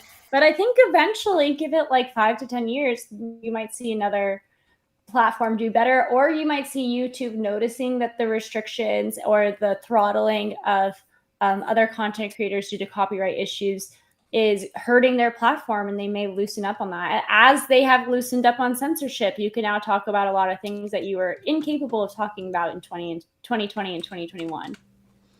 I think it's interesting that like TikTok is like it seems to be the most liberal, but they're like a communist country. Like I don't, with TikTok's a they don't country? or not country. They're run by whatever, China. Whatever, yeah, China. It is kind of a country, I but knew like what you meant. I was it's just- okay. So, but it seems to be like they have the least amount of restrictions for that platform, which is strange to me. Actually, no, no, I they hear have about the people getting banned all the time. On they have TikTok. really, really bad throttling where like there are like OnlyFans creators that will make a new account every week because if you have 3 posts that don't get a lot of traction, like they will like now you're the like shit algorithm like it's is yeah dead. it yeah I like YouTube's. Like I think it's it's all pretty right. fair. I think Used each to be better. thing is like it, Do you guys it think there evaluates should be- it separate. Sorry, go ahead. Do you guys think there should be punishments for people who have false copyright strikes? Like, let's say, like we were talking about Pokemon Yes. earlier. I She think there gets it wrong. is. There is not actually. From what I understand, there's absolutely no punishment whatsoever, No, as long as you don't take it to court. So, do you think there ought to be some sort of punishment? It depends on your No. definition of false because if it's maliciously false, then yes. But if it's just contended and then the other person won, that's not necessarily malicious. So not in that case. Yeah, that's So- actually a really good point because, like, if you could argue, "Oh, I had fair use," and then in court, it turns out actually you played too much of the video, you really didn't give enough commentary that wasn't transformative enough, and you lose. That's not in bad faith. However, if you literally just re-upload someone's video and they copyright strike you, and you come back under perjury of the law and say, "Nope, I made that video, I'm the original content creator," then you should be punished. But however, it's not really up to YouTube. At that point, you're perjuring yourself under the law. Like it specifically says that when you're doing your application to like appeal the lie. process, and you should be charged with perjury. So yeah. Yeah. Every time I upload a video and I make it like turn on the ads, it says this video may earn limited or no ad revenue due to the content identified as not suitable like for advertisers. Like I always get this I just turned off the ads because I'm making like $1. This is what you get for watching porn on YouTube, okay? This isn't Yeah, that's gonna porn. come I up a lot. literally Also don't saying even cunt. restream anyone's stuff or like I don't do reviews. Like I just bullshit the whole time. Yeah, but you have to reread the terms of service on YouTube. I think it's because the they have- bad words, the language. They have all sorts of things, whether it's considered bullying, whether it's harassment, transphobia, misgendering, yeah, it's gonna have all that stuff. global warming, denial, COVID denial, racism, like literally anything. And I feel like based off your comments in chat that I've been reading, I could see why YouTube might not find all of your stuff Need suitable. someone else to do the marketing, I think. That's what it is. So Okay. isn't it But you like can appeal it. Yeah, sorry. Go ahead. if so? Who is actually going to hold them accountable? Like, is YouTube supposed to go and report these people saying, "Hey, they had No, a copyright you- that wasn't actual, or they had a claim that was untrue, and so now we're like reporting you to the Secret Service or whatever." No, just suspend the account. It's easy. Like so for instance, we're talking about what the fuck is it? Aiden Ross false copyright striked Hassan Piker a few times, and allegedly it was like fair use. It was decent content. He was actually doing commentary. He was shit talking Aiden. Aiden just got pissed off because he didn't like that somebody was shit talking him, so he false copyright striked him a little bit. I would say if that person is still on your platform, then you basically say you filed a false copyright strike. We were able to verify this. You're just being malicious. You- And if they abuse the system multiple times, I would say after a half dozen to a dozen times, then fucking nuke their channel. Fuck them. No, come on. That's Okay, not- okay. So Lauren, I just hold on, everybody here. That's not Lauren, considered malicious. Feel free. Yeah, feel That's- free to. that would be considered. That would be considered a debatable thing. So this who was it between Hassan and who? Aiden Ross. Okay, so this Aiden person could argue that he didn't think it was transformative enough, and now maybe he could be blatantly wrong, but that's his opinion, and then they have to argue it in court. Wait. I think. So what if he does it dozens of times without ever going to court? I just I need don't to say think you're something. understanding the point. It's only malicious if they're actually just taking your content and uploading it and then claiming that they are the actual creators of that content. No, That he's would saying also- he's you saying guys- the other way, making a claim that's The malicious, person like someone that. claiming it is malicious. No. I understand, but just taking. But if this Aiden person sees Hassan reacting to it and he's like, "That's not transformative enough," that's an opinion. However, Right. if Aiden saw Hassan literally upload his shit, or if Aiden saw Hassan make a video, Hassan actually made this original video, and then Aiden was like, "Nope, that's me in the video. I'm the creator. I did that," and that would be considered malicious. So there's a Right. difference in between having a difference of opinion and blatantly lying. So now, just because he's wrong that something was transformative and he didn't think it was, that wouldn't fall under the definition. Sometimes though, and it's probably the case in that, but I've seen clips where people like explicitly on their stream say, "This person's giving me the criticism I don't like. Fuck them. I'm gonna do a copyright strike," and they literally will say Great, on their that's stream, evidence "If you to can prove support." if you can prove that, then they Yes. should have at least a strike on their channel because that's not Okay, that's not." no. Okay, so they shouldn't. And the reason they shouldn't is Why? because what you guys are introducing is a very systemic issue, which is that it is a benefit for YouTube to have a system where they can connect copyright holders to creators so that way they can make claims on the creator's video. The creator can come back and say, "I deny that," and then it goes to court. They've already both made first steps to contact one another and make claims on whether a video is owned by them or not, and then they can go to court. YouTube sits outside of that interaction, and they are their own entity. They're not making determinations based on whether or not something is actually And valid yeah. under copyright law or not, and they need to stay out of that because once they start dictating whether or not something is valid under copyright law, then they're having to answer for millions of different decisions Hold being on. made Well, under their system. I agree legally, but this is what I think that people want in this case. They want like this is not a legal thing. That they want YouTube to have, if you can prove like above and beyond. Not this is going to be very uncommon. Like the person says they're going to maliciously try to take down your video because they don't like it. If you can prove that, like rare cases where all these people are going to have YouTube, like a person they can fucking call on the phone and talk to. Like, so in those cases, those people, like, there should be a bylaw not a bylaw, a by thing in the fucking YouTube rules and regulations, not a legal thing, where they say we don't want people doing that. Okay, so there's Quick two rebuttal. different Remember when systems. Fresh and Fit did there's that? two- They sent there's like two- 20 of them out. Remember when Fresh and Fit did that? When they sent like 20 of them out to all the people because they were just sick of everyone fucking making fun of them? Yeah. Yes, and if the That- person that doesn't should be counter those, punished, man. if Very- the Like, people that's doesn't counter literally those strikes, saying on their live and everything, like that shit should be punished. You shouldn't. No, If you they can did- prove it, it if you can shouldn't. prove it. Oh my Men God, shouldn't they care should- about. They this. should just appeal it and then say that it was fair use and then go to court. So Yes. this Okay, is still- I want to make a point. I want to make a point while we're here. Lauren and Sick, it sounds like you see the craziness of the current ecosystem and how fucking bananas it is. You don't want some of these problems to be definitively resolved, and you think that some people can profit from the situation as well. So it actually seems like we're in relatively parallel consensus that we shouldn't resolve all of these issues. We should leave it up to the Wild West system we have right now. wrong. No, I just no, don't want that's- to resolve them incorrectly. Like Yes. what? So what would we change to How make many it people are better? going to court?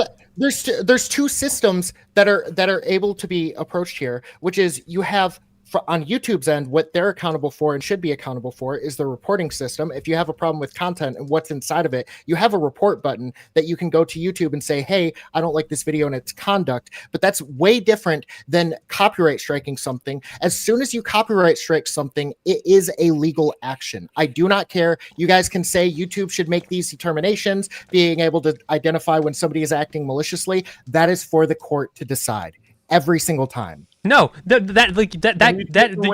making a false claim here you're making a false claim that cannot be within the domain of YouTube. I'm saying that something extra legal, like that is not legal. I'm saying that YouTube should not Community want to guidelines. have. Yes, they should want their community to That's not a report encourage button. people to mass report people they just disagree with. Okay, so what he's saying is he just wants it to be a part of the community lines where they have like an extra legal caveat where it says like we are not making a legal determination about the copyright rights of individuals involved. We're just saying that if we perceive a pattern of malicious reporting, then that could end up being a strike against your Yes, channel that- because we view it as a violation against our community guidelines. This is not a legal judgment.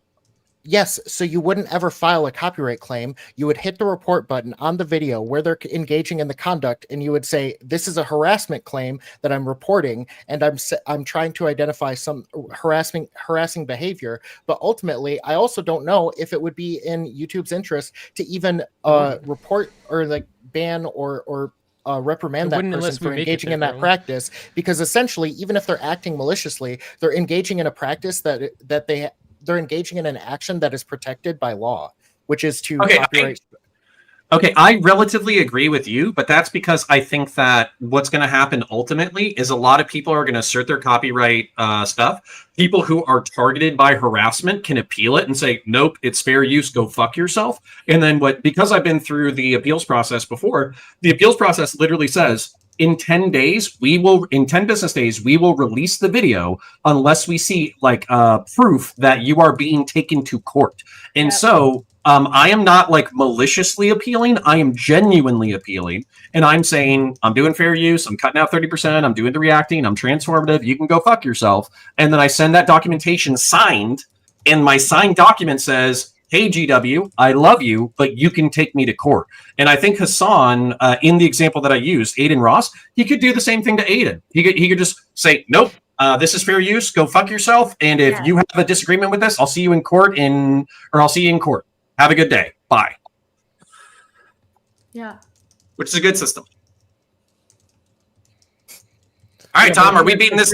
Are we beating this horse to death?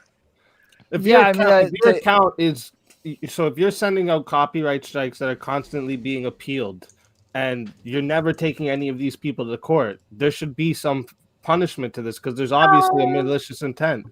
I think so, but Lauren and Sick copyright don't think strikes so. that You're not The reason following that- through. You're because trying to if you engage just in a can't legal afford- action, but then you don't. Wait, engage I in think the there's a legal legal action. precedent for this. That's Wait, like- Lauren, It's like you there might calling the be police, and then when they get here, say, "Actually, Yeah. never mind, I didn't need you guys." and they're like just doing that shit.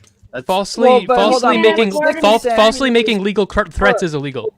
What Sick is saying is that if you Not call if the you have cops legal on consent. another YouTuber, that YouTube isn't going to step in and make some sort of like claim on that action. The law is going to deal with that. YouTube's going to have nothing to do with it. And so if you maliciously because claim there's a somebody's way to- video and get them taken down, But and these then bigger channels can destroy these smaller Alright. channels because That's- of doing okay. this. Can we Good. talk? We need to separate two different concepts here when we're talking about striking other people. Because when you're saying maliciously, this means Thank when you. you're like She's gonna do it. actually saying that you created a video that you know, like me saying, "Oh no, I'm Tucker Carlson." Really, that's what believe we're saying. We're saying that Tucker, it has this nothing to guy do with the claimed content. Liar.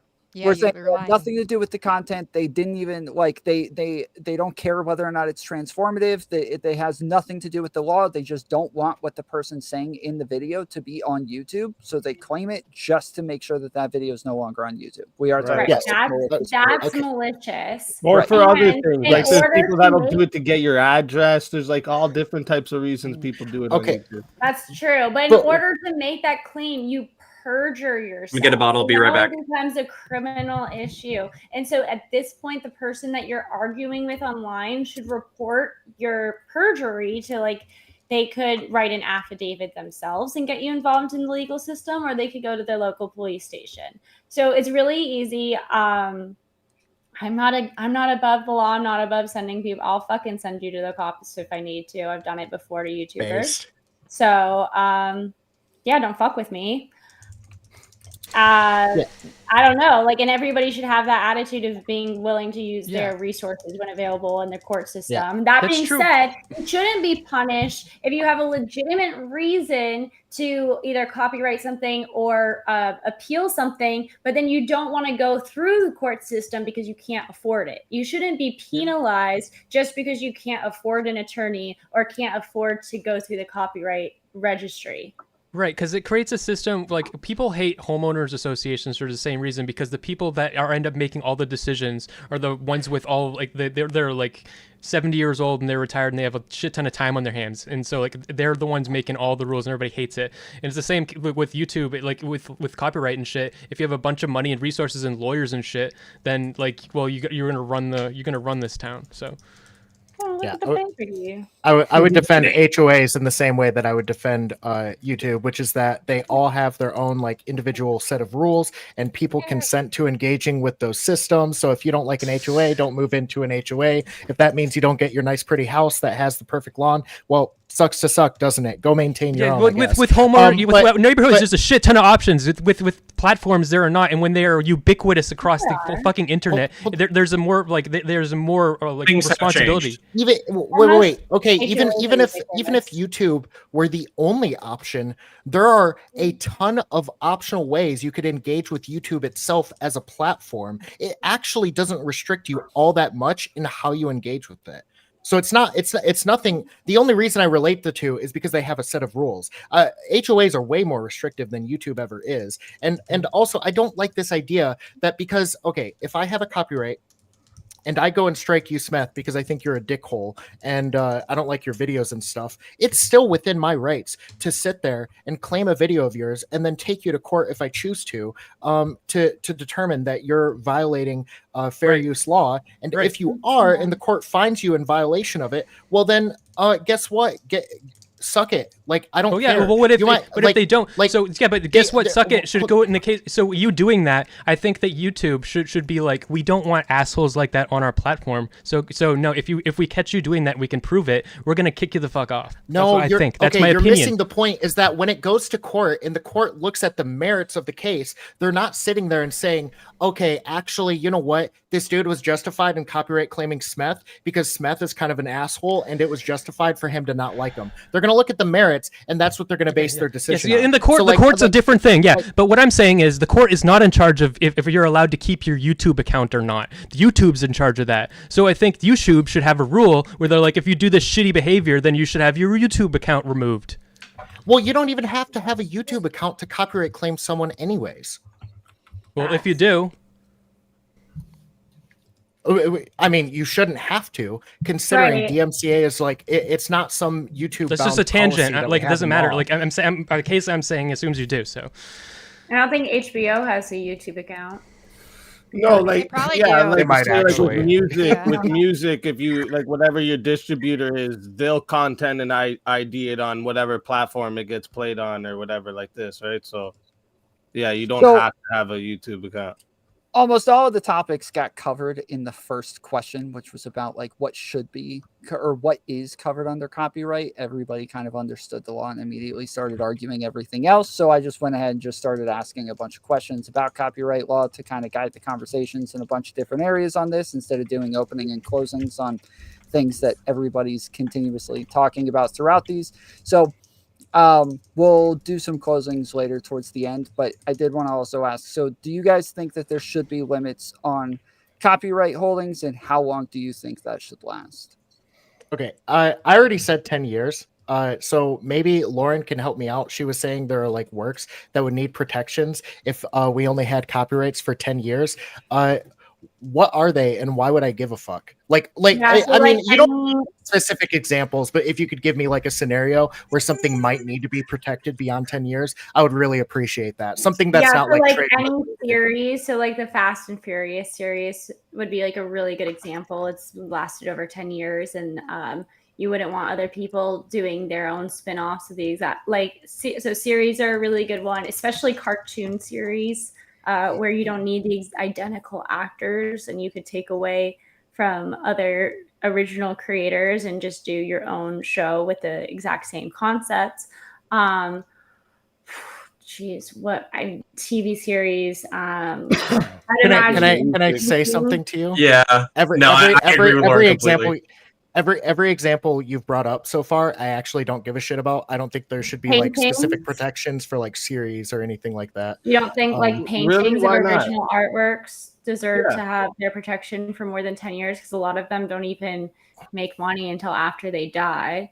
So there's that's a thing. So you don't want people taking. Could you imagine if Mona Lisa's before. Like if I make a movie, this is my creation and it blows the fuck up, and it's like, say I was the creator of Scarface, people still watch Scarface to this day, and I'm still making money off. That was my business. I'm gonna pass my business along to my kids. Why do I want someone else to be able to own that? That doesn't make any sense. Or even just we're talking about like copying and distributing. So the actual example would That's be what I mean. people So the just copyright copying wouldn't- Scarface onto DVDs or digital platforms and distributing it without any kind of compensation to the original artist. And by the way, this is what I'm afraid of just while I'm spitballing. Games Workshop, the universe that I love, there's a whole bunch of cringe motherfuckers that want to do all sorts of wild shit with the intellectual property, and they're saying no. Fuck you. We're the creative originators. This is what's canon and this is what's not. And as a result, we are protected from furry Imperial Guard and female Space Marines. And whatever the fuck keeps female Space Marines and furry Imperial Guard off of my fucking timeline, I am for. Okay, fuck you, counterpoints. All right, I don't really want furries inside of 40K, but I will say like I value like derivative works and being able to base your works on previous ones. I don't care if I get Michael Jackson under his label is still making millions of dollars every year. You know what? That label, without copyright law, if let's say it expired, they would still have the right to go and sell that track, and people are probably inherently going to value getting it from them, especially when we have services like Spotify available, where like you can just pay a monthly fee and then listen to a track, and then the collections are right there. But for me personally, I don't care if your children get to see your income or not, or like the fruits of your labor, because ultimately, one, it's up to you to build your own estate. I don't think that just because you created something, you should own it in perpetuity, because these aren't just like physical properties. Do you have children and plan on having children? He does. I do have one child. I yes. do have I think I marked off what the actual timeline is. Here it is. Do you want to know? It's Yes, 95 please. years from publication, unless it was made before 1964. Then it's 28-year renewal required. 1978. Oh, sorry, that was from 1923 to 1977 works. 1978 or later, it's for the life of the creator plus 70 years after their death. And then works for hire, it's 95 years from publication or 120 years from creation. Wait, so how is Mickey being perpetuated again? Are they having new essentially creators every time- making every new time- versions of it? Are you talking about Mickey Mouse? Yes. So that I'm pretty sure it's the 120 years. That number keeps getting increased whenever Mickey Mouse's birthday is about to reach. So like originally it was I don't even remember how many years. Originally, let's just say it was let's say it was 28 years originally, and then they moved it to 95 years. Now they're moving it to 120 years, and then they're anticipating as Mickey Mouse becomes 120 years old, Disney legal force will go Why, to though? Congress and lobby. Yeah, because these companies Or feel how? like because okay, every time I think this is across like 11 different cases where they're litigating for extending like copyright holds or like ownership of an IP. But I mean, the reason is because these companies really value being able to control how their IP is used, so that way it's not like commonplace that children can go look up Mickey Mouse on the Disney Channel, look it up on the internet, and then all of a sudden see a bunch of Mickey Mouse porn. They want to control how those properties are used. I don't really give a fuck though. Again, like I value. Okay, so derivative work. is this individually being extended for the Mickey Mouse brand because it's so iconic and so well known, and they're still monetizing No, it? I'm They're pretty sure actively they're- using I'm pretty it? sure they're Or doing it are they ubiquitous. extending it for all concepts? Yeah. all. It's because Oh. Disney lobbies the government, and Disney is saying, "Oh, it would be beneficial for all artists to have it." It's not like Congress is like, "Oh, we have to band together to protect Mickey Mouse." It's See, that- I would almost prefer it in the opposite direction, where you have to make arguments for why your individual IP should be Hmm. protected, because you're a large enough brand that, like, you know, and you're keeping it, you're perpetuating the brand, you're creating new products, you're creating new things, you're involved in it, all that kind of stuff. I think that would be a better rationale than How just would you having know? everything. Wait, but How would that's you know why the they're time of creation whether or not it's going to be big or not big? yeah. Well, I mean, so She's saying for when it ends, example- you appeal. Yeah, so I'm saying if there's Rodolfo Gomez, the Mexican Mickey Mouse, who was created 95 years ago, and it wasn't popular at all, and nobody's doing anything with the IP, then I don't think that Rodolfo Gomez, the rat, should be like. I don't think his IP should be continue to be extended just that- because Mickey Mouse is popular. No, You should have to everybody- keep appealing. That's what. Well, wait. That's what Disney is defending against, though, is that they don't want to have to create new Steamboat Willie IP or like properties in order to extend its copyright ownership of that IP. Yeah, why not? Because though? because it's already a protection that if you're developing new works, like let's say Nintendo with Mario, they're not going to lose their Mario IP because they're continuing to create new fixed pieces with that IP itself. Yeah, that so character is why gonna be shouldn't- theirs forever. Nick, I have a why shouldn't be question. Steamboat Willie be up for grabs?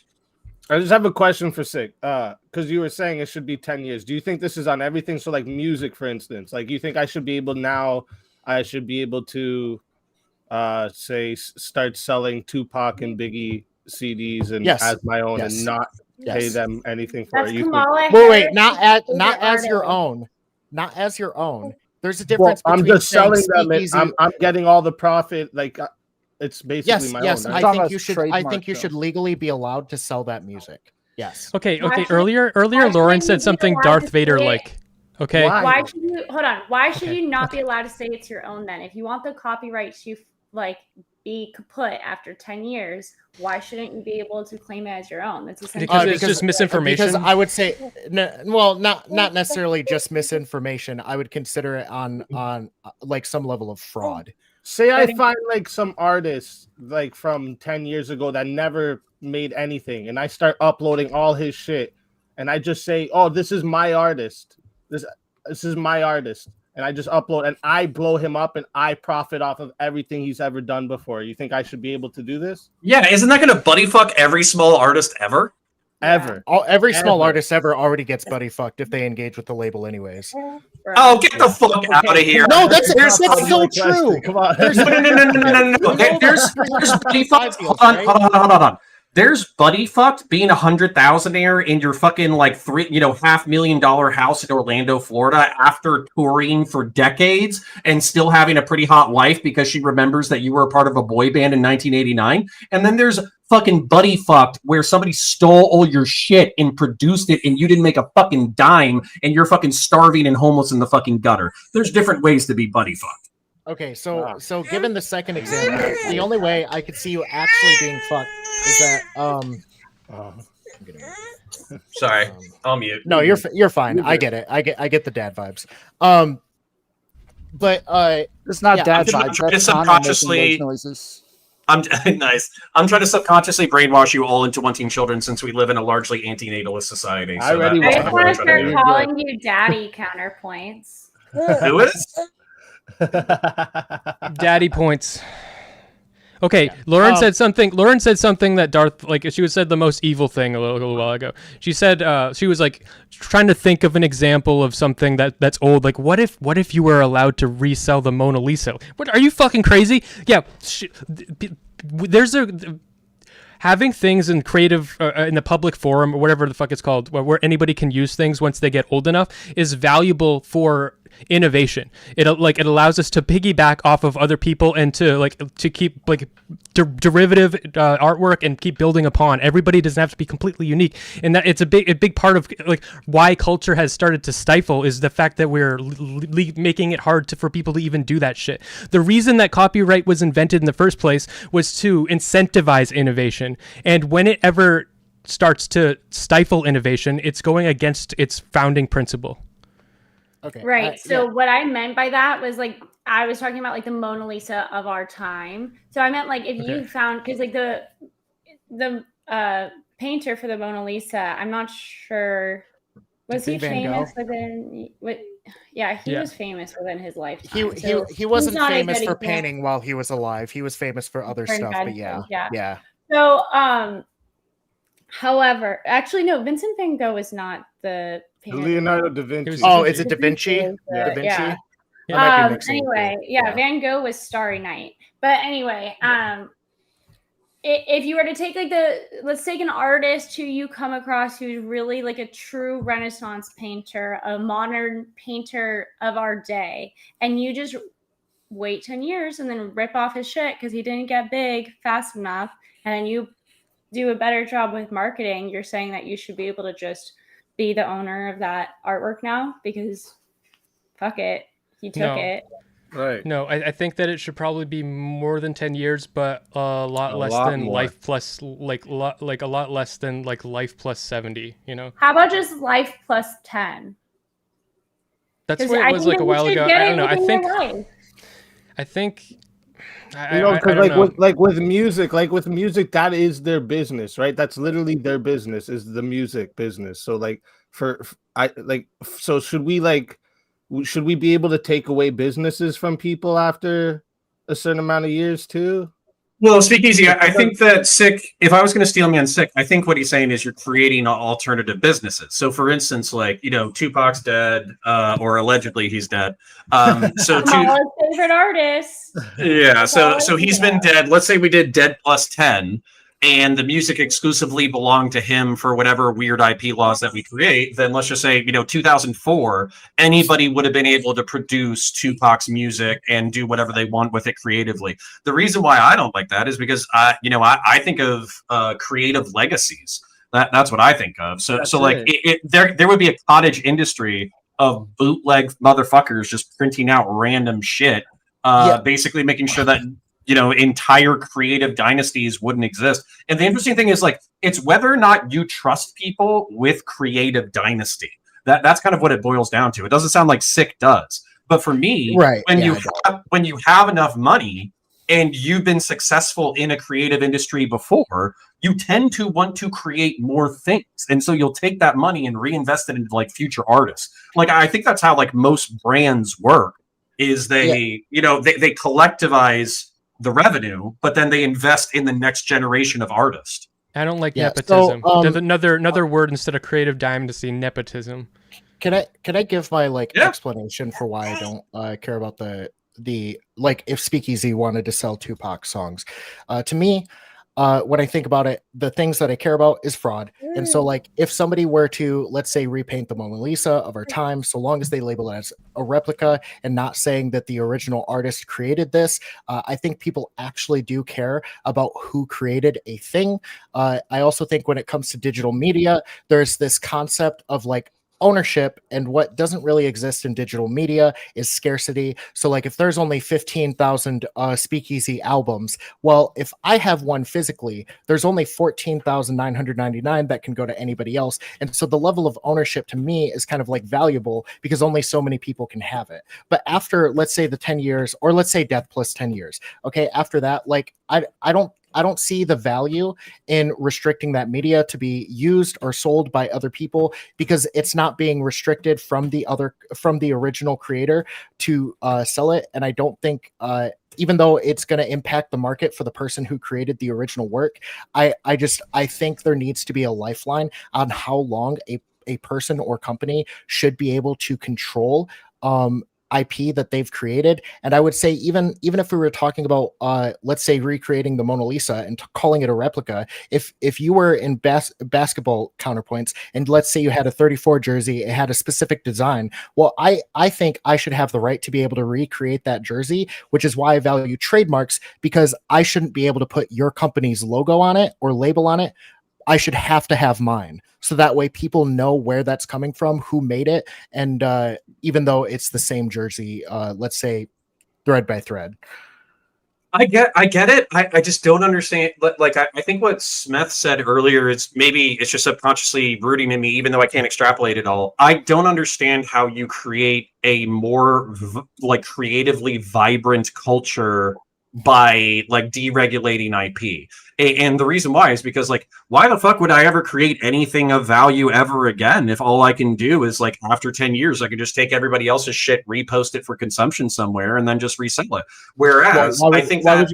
Right. That could be flipped on its head. Why would you ever create anything more if you can create one thing, make a bunch of money on it, and then you just own it in perpetuity and nobody else gets to have it? Like, it's actually the opposite. I hear you. Okay, so I hear you, and the reason why I hear you is specifically because of Hollywood. Like, for instance, the Terminator series, they've created like a new thing every 5 years, but that new thing has been absolute dog shit, and they've been regurgitating the formula while not advancing the plot or the story or being creative. And like, and by the way, and nobody else has the ability to take that IP and create something new with it. So I'm kind of with you there. Yeah. Okay. Sorry, go ahead. Thank you. I'm glad you kind of sided with me on that, because I love Terminator specifically. I just went through the whole series like a couple weeks ago too. And I always think about that. Like, it would be so nice. What if somebody could create fan? Yeah. What if somebody could create fan parallels? Yeah, this happens. Hold on. You could take the Terminator series, take like most of the concepts and transform it enough so that, for instance, I read a really great book. I think it was called like Menacing Kids or something like that, or Troublesome Kids, something like that, where it took like the entire concept of Scooby-Doo, except for now it's 20 years later and the kids all have PTSD. One died of a heroin overdose, and like nice. And then, but instead of updated for a modern audience. Instead of being called like Shaggy, it was called like Snaggy, and instead of Scooby, it was like Doobie, and they changed up all the characters just slightly and like gave them all like slightly different personalities. So then it was transformative enough, but everybody knew, and even the title of the book was a reference to. Think about Archie and Riverdale, that show Riverdale, and then there's the series Archie. It's like they took the show, but they just changed it enough. So hold on, I want to side with Sick real quick. Nobody wants Snaggy and Doobie. They want Shaggy and Scooby, right? Like, well, they might want it if it's good enough. Depends, right.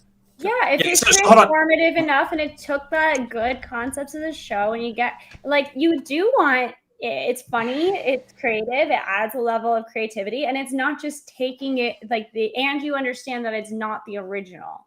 So this is like saying like, nobody wants to see the reaction to a video. Think about Family Guy and Simpsons. Hold on, I want to back for Family Guy. Sorry, Connor, go ahead. Simpsons I want to back Sick up real quick in one way.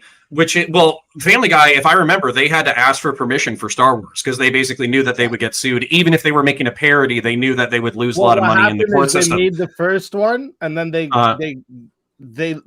Star Wars actually reached out to them and said, you could keep doing that because that's fucking hilarious. Okay, well, yeah. but I want to back up Sick real quick in one specific way, because there are people who are currently running IPs into the fucking ground, and it's embarrassing because fan creations are rivaling or destroying what's being created by the official people. So I actually think that they're like, maybe I don't think if I would go for copyright should just be death of the author plus 10 or death of the owner plus 10 or whatever the fuck. But I do think that the way that we have parody exemptions, the way that we have commentary exemptions, I think we need to have like fan creation exemptions where it can still be the original IP, but it's known that the original creator is not the original. And as a result, you can do your own thing. And so as an example, something that Hold on. I know I'm opening up a can of worms. I know I'm opening up a can of worms. No, it's. I wanted to respond to what you said to me earlier. Like I want to go continue. I'm fucking locked on. Concept because I want to put it out into we can derail after this. Don't worry. Yeah. So I want to put this out into the ether because I'm hoping some random millionaire is listening to it and they get fucking on a coke bender and they decide to make it. Like I want to see a Star Wars effectively done by the same people who did Rogue One and Andor, and I want them to just make a movie or TV series from the bad guy side. Just no switching teams. $3,000 a month off one of your channels. Why don't you make it? Well, because I have bills to pay and a baby, unfortunately. Like, I love my baby. I want my baby. Don't take that the wrong way. But I'm saying, like, I have bills to pay. But no, seriously, as soon as I... actually, no, you bring up an interesting point, Lauren. I'm going to do this. So fan animations is a part of my channel. I want to take the revenue that I have and I want to invest it back into fan animations because before Games Workshop nuked them, they were creating some amazing work. I'm sure that you could make it sufficiently transformative enough that fans... I do have some ideas on how not to get sued. Okay, so like to wrap this all up, what Counterpoints brought up was like there's some reason why could it be that allowing things to be in the public domain is good, beneficial for culture, and this is like an example of how that is, but. If you prevent things from going to the public domain, basically what you're stopping is cultural tropes and cultural memes from happening. Memes are like they're low effort, shit, but usually, but they spread like wildfire and they become cultural touchstones and they become things that are and if we allow people to have forever monopolies over parts of culture, then we're stifling culture entirely. That's why like kids today still listen to music that we listened to when we were a kid. Even you, Counterpoints, they still listen to shit you listened to when you were a kid. Like where everything is now still derivative of the same things and shit. Like we're not growing. Like you're right, but I also kind of want to hit like where I think you're wrong in a way. I agree with you that mainstream rock has fucking died. It's horrible. Like if I turn on like a rock station in a major city, they're playing the same tracks that I heard from 2004, and it's fucking embarrassing because I literally think that like Gen Xers are still going to their same shit jobs, turning on the same radio station and listening to the same 11 songs over and over again until they die, which is really sad for me. That being said, there is some really cool shit that's coming out, and it's coming out because of YouTube and alternative media platforms. Like I like the artist Jack Kays. I think he's really cool. There's another like heavy metal band that have you heard this song Cupid? It's like popular on TikTok. They did like a heavy metal version of Cupid. It was fucking awesome. So yeah, like I still think there's enough creative space out there. I think that I have to side with Sick though on there has to be a way to take an IP, credit the IP for creating the universe that you love, but then doing your own thing with it and still have it be like internally consistent with the lore and not get sued. We destroy culture all the time because of this.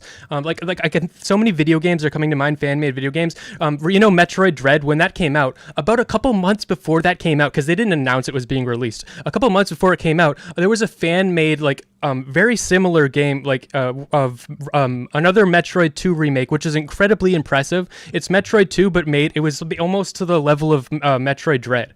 And like that only saw the light of day for like 1 week, and then they because they were releasing Metroid Dread, we're not letting anybody fucking see this. But that's gone. Like then there's so many Pokemon games like that, and like they're good. There's like really good shit, and it just gets like sat on. Well, isn't that to 6 point? Yeah, it is to 6 point. It is. Okay. Just checking. Okay. Do you guys want to go to closing real quick? You guys yes, can please. wrap up all of your thoughts on copyright and then also shout yourselves out at the same time. Let people know where to find you. We will start with Speakeasy, sir. So Speakeasy, Escape with Speakeasy on YouTube. I am Speakeasy on everything else. So with like I said, for the copyright, when I just think that fair use when you're adding in your commentary or maybe something you're educated on with the topic, or maybe even you're adding in like something that's wrong in the video, anything that you're adding in, making it new for a different purpose of the video itself, then I think it's covered under fair use. So that's my take on that. Cool. Lauren. My name's Lauren, and you can find me at Lauren De Laguna, as it says here, on YouTube, and I will eventually be on Instagram and Twitter again. But okay, as for copyright, it's really simple. They lay it all out for you in the law. It's extremely straightforward. Just follow the 4 factors, figure out what is copyright, figure out what derivative works are. And you can always message me on Discord and I'll send you my law school notes, which have like everything on copyright or patent or trademark or whatever that you would learn in law school. So yeah, if you're that Awesome. curious about it. Thank you. Smith. Real Smith on everything. I think that copyright is good for innovation, but also there's a line where it starts to stifle innovation and stagnate culture. So I'm not sure what that is. I think it's different for different mediums, but it's definitely there. Awesome. Sick. Yeah, I would say, first of all, definitely everybody here agrees with me. I thought it was funny that we started out this conversation with me saying 10 years for copyright was a perfectly valid time. And it seems like a lot of people actually agree with me on that point. Even if they say they won't publicly or out loud. I do not value copyright as much as I value trademarks. I think as a company, you have a right to be your own individual company and not be impersonated. But as works, I think ideas are something that should be shared, not kept to the self. And I would say that we shouldn't have protections for series, because that is why great movies like Terminator 1 and 2 can come out, and then the rest of the series is absolute dog shit, is because they're just making more money. 1, to siphon money out of you, and then 2, putting in as little effort as possible, because they've already created their masterpieces and they're just holding their IPs. Awesome. Thank you. And then counterpoints. Yeah, so you can find me, Connor, or my name's Connor. I run a YouTube channel named Counterpoints 40K. That's where I break down the science fiction fantasy universe of Warhammer. Also, I break down the fantasy stuff as well. I like to think that I do relatively well with that, and it's because I put in effort. I chop out 30 to 40% of the episode. I add in lore, I add in breakdowns, and I think that is the way to go. I think that what we're actually worried about in this conversation, even though we hit every other subject under the sun, is we're worried about a bunch of rich bitch millionaires doing lazy React content that then gets other rich people up in a tizzy. They sue YouTube, and then we basically lose out on the opportunity to do this shit that we know and love. I am almost persuaded by Sick's argument of creating fan-made content in the Star Wars and Terminator universe that doesn't suck, but I am also scared of female Marines that are somehow canon in relation to the Warhammer 40K universe, and I am more sexist than I am creative. So I'm gonna have to think about this for a while. So I appreciate you. Please come check me out. I hope you guys have a beautiful night. Awesome. And then, yeah, I'm Tom. Go by Tom Foolery Show on YouTube. Do a bunch of panels, do a bunch of debates, do a bunch of reviews. Appreciate everybody joining. Appreciate Speakeasy for hosting, and Dave, I believe, helped set this up as well. So thanks everybody for the effort that you put in and the support. And I appreciate all you guys coming and putting on a good show. Outside of that, that's all I got. Have a good night. Later. All right. Good night, guys. Speak easy. I'm gonna keep streaming, so if you guys want to stick around and just chill, I'm gonna end up opening the panel too for anyone that wants to come up and talk. So if you guys want, you're more than welcome. I parasocially love you guys, but I got to go take care of the baby. So I'll catch you later. Bye. Thanks for being here, man. Bye. Confirmed, Counterpoints is a fan of me. See ya. Yeah, I think I can hang out for a little bit. Okay. Okay, I gotta go real quick. But I'll be back in like 10-20 minutes. I'm still gonna stay in the room. If you guys are all gone by the time I get here, I guess I'll say hi to Speakeasy when I get back. Because yeah, he knows I'm a frequent visitor. Also, I just want to say, you guys really need to learn the difference between when we're invoking a legal process versus a non-legal process, and what implications you're making when you want companies to engage in certain actions and why they shouldn't. Okay, that's all. Are I you wanna talking say. about? Were you talking about when I was talking about YouTube community guidelines? Because I think it was you that was conflating it with a legal like thing, and I was trying to talk about community guidelines. You kept bringing it back to legal. Yes, because it all relies on the legal system at the end. Yes. I know, but I'm saying I need another. I'm saying I want He's another saying thing. that there should be a community guidelines rule on these things as well to protect content creators on the platform, just as there are Okay, with great. tons of Are other you things. going to invest the millions, if not billions of dollars into that and create the entire system for YouTube to now get its hands involved in legal issues in which it might decide differently than the courts, and then have not its legal. own... Not legal. Wait. The reason why she's conflating it with a legal issue is because if you were to take something to law, and let's say you want YouTube to have a policy that mirrors the law but doesn't hold itself accountable to the law. Well, if I'm reporting a video to YouTube, and let's say it's a stream, or let's say it's a chunk of a stream, we're not asked, like, my report button isn't for YouTube to go check out a 2-minute It's not clip. supposed to lead. Hold on. I just hear me out. You can speak afterwards. I'm leaving after this anyways.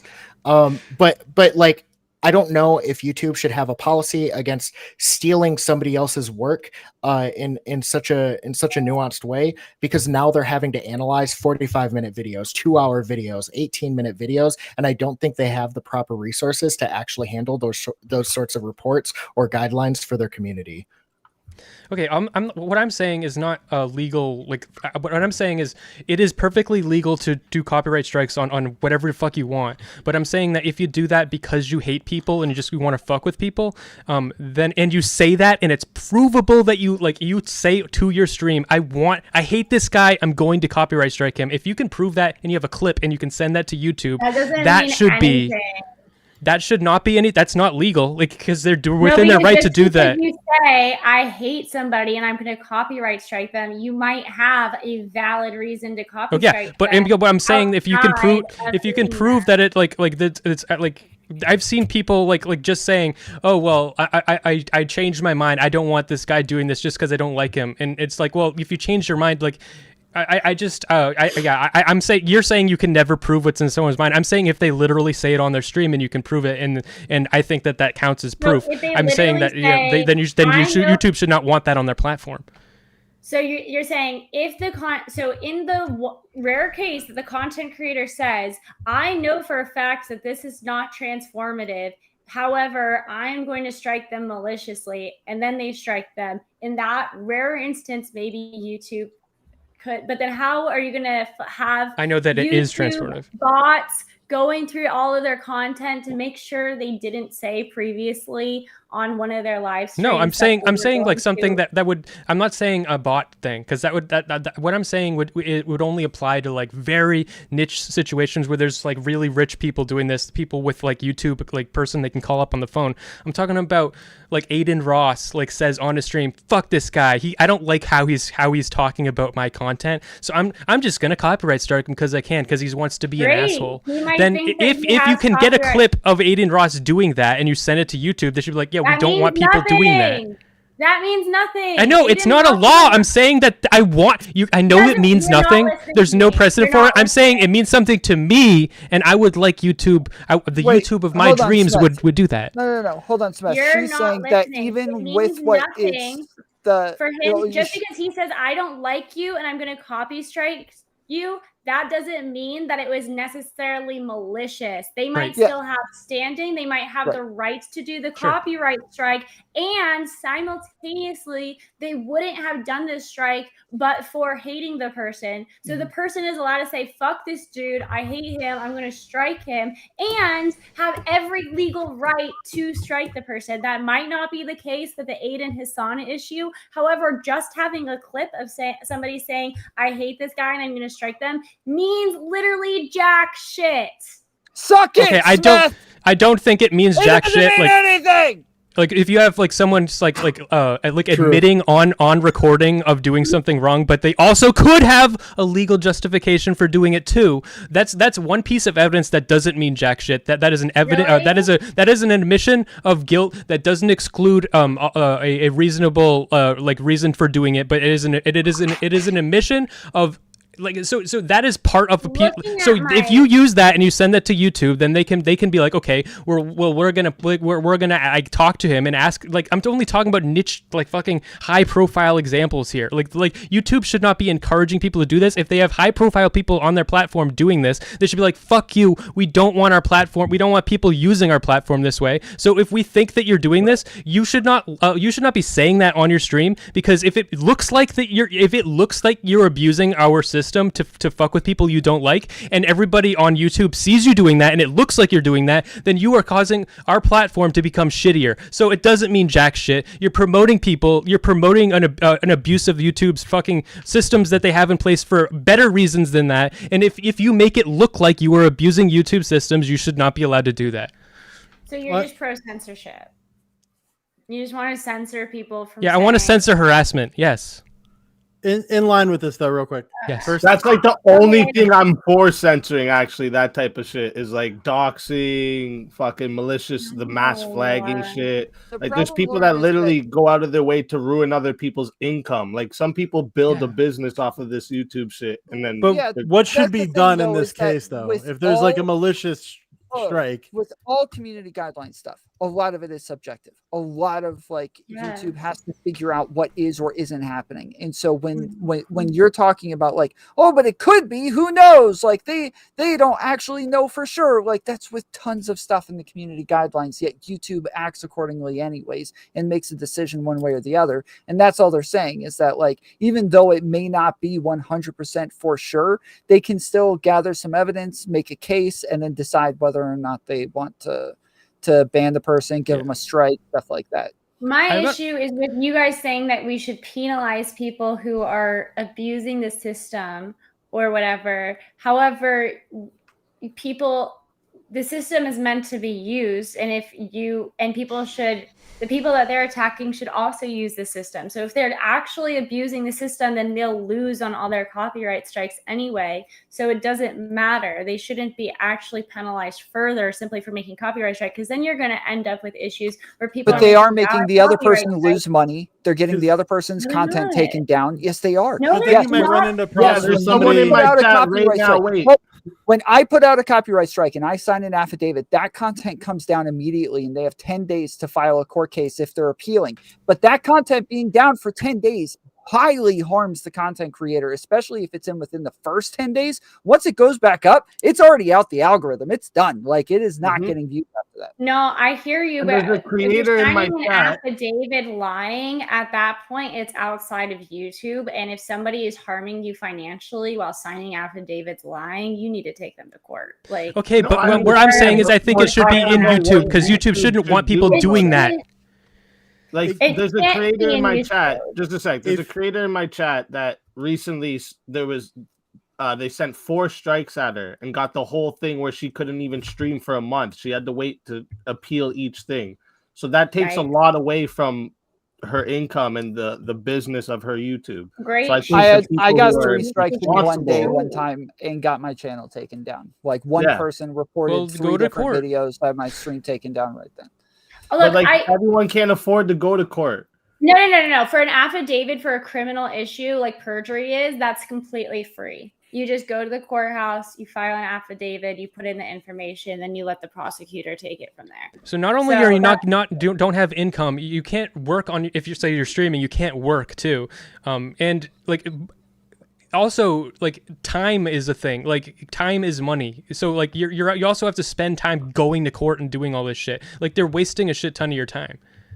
Yeah, and you can And sue so them if for people that. are doing that to other people, YouTube should not want that to be the way they made a system that is meant to be used in a certain way. And if they think that you're abusing their system, they should not want you to use their system. You're gonna end up with people having legitimate claims or thinking they have legitimate claims being penalized for using the systems the way that it was meant to be used. And then you'll have people who don't understand the system scared to use it. And what you have with the big content creators and the wealthy content creators abusing the system, they'll abuse the system even harder by penalizing the people who do the copyright strike. No. So that will definitely. No, I'm only talking about high profile cases where people literally say on their stream that I'm going to do this to hurt somebody. Like so in the case of the person in your chat, I bet there isn't even evidence that you could prove that someone so they'd be screwed. I'm talking about like when somebody because the bigger. Okay, in that case, then yes. Recently, and they said it on stream while they were doing the 6 strikes. They pulled it up. Okay. All that. In that case, yes. But what I'm saying is, especially if you say on your stream that you're doing this intentionally, maliciously, then what you're doing, because if YouTube then doesn't penalize you for telling your audience that you're doing this maliciously and then you get away with it, is even if you had actual justification for doing it, everybody now believes that you're allowed to use their system in a malicious way just to harm people who you don't like. It's similar to so like a lot of conspiracy theorists will talk about. This is a funny example, but it's good. Bill Gates, Bill Gates was like talking about vaccines once, and he was like given a position where he in some position in charge of vaccines, and he said that we should put microchips in the vaccines because that would be a good way to do that or something. And ever since then, everybody's conspiratory brain now thinks that there's microchips in vaccines because he said it live on TV and he had all that responsibility. So allowing people, I don't think there's microchips in vaccines, but the fact he said it is bad. And if you are saying that you're using YouTube's policies and using their systems to abuse people, saying that on your stream is bad. Oh my God. So you're saying that we should censor Bill Gates from coming up with potentially scientific revolutionary ideas because it might backfire because conspiracy theorists will become scared of vaccines? I'm saying that it was very, very irresponsible of Bill Gates to say that publicly, like spontaneously to a live audience. I just find it seems like everything that you're saying is leading to a world of more restriction, more censorship, less creation in the name of protecting art. I find it ironic. You want to strike people for harassment. You want to strike. Yes, in the case of Bill Gates, that's a public health thing. In the case of YouTube, it's harassment.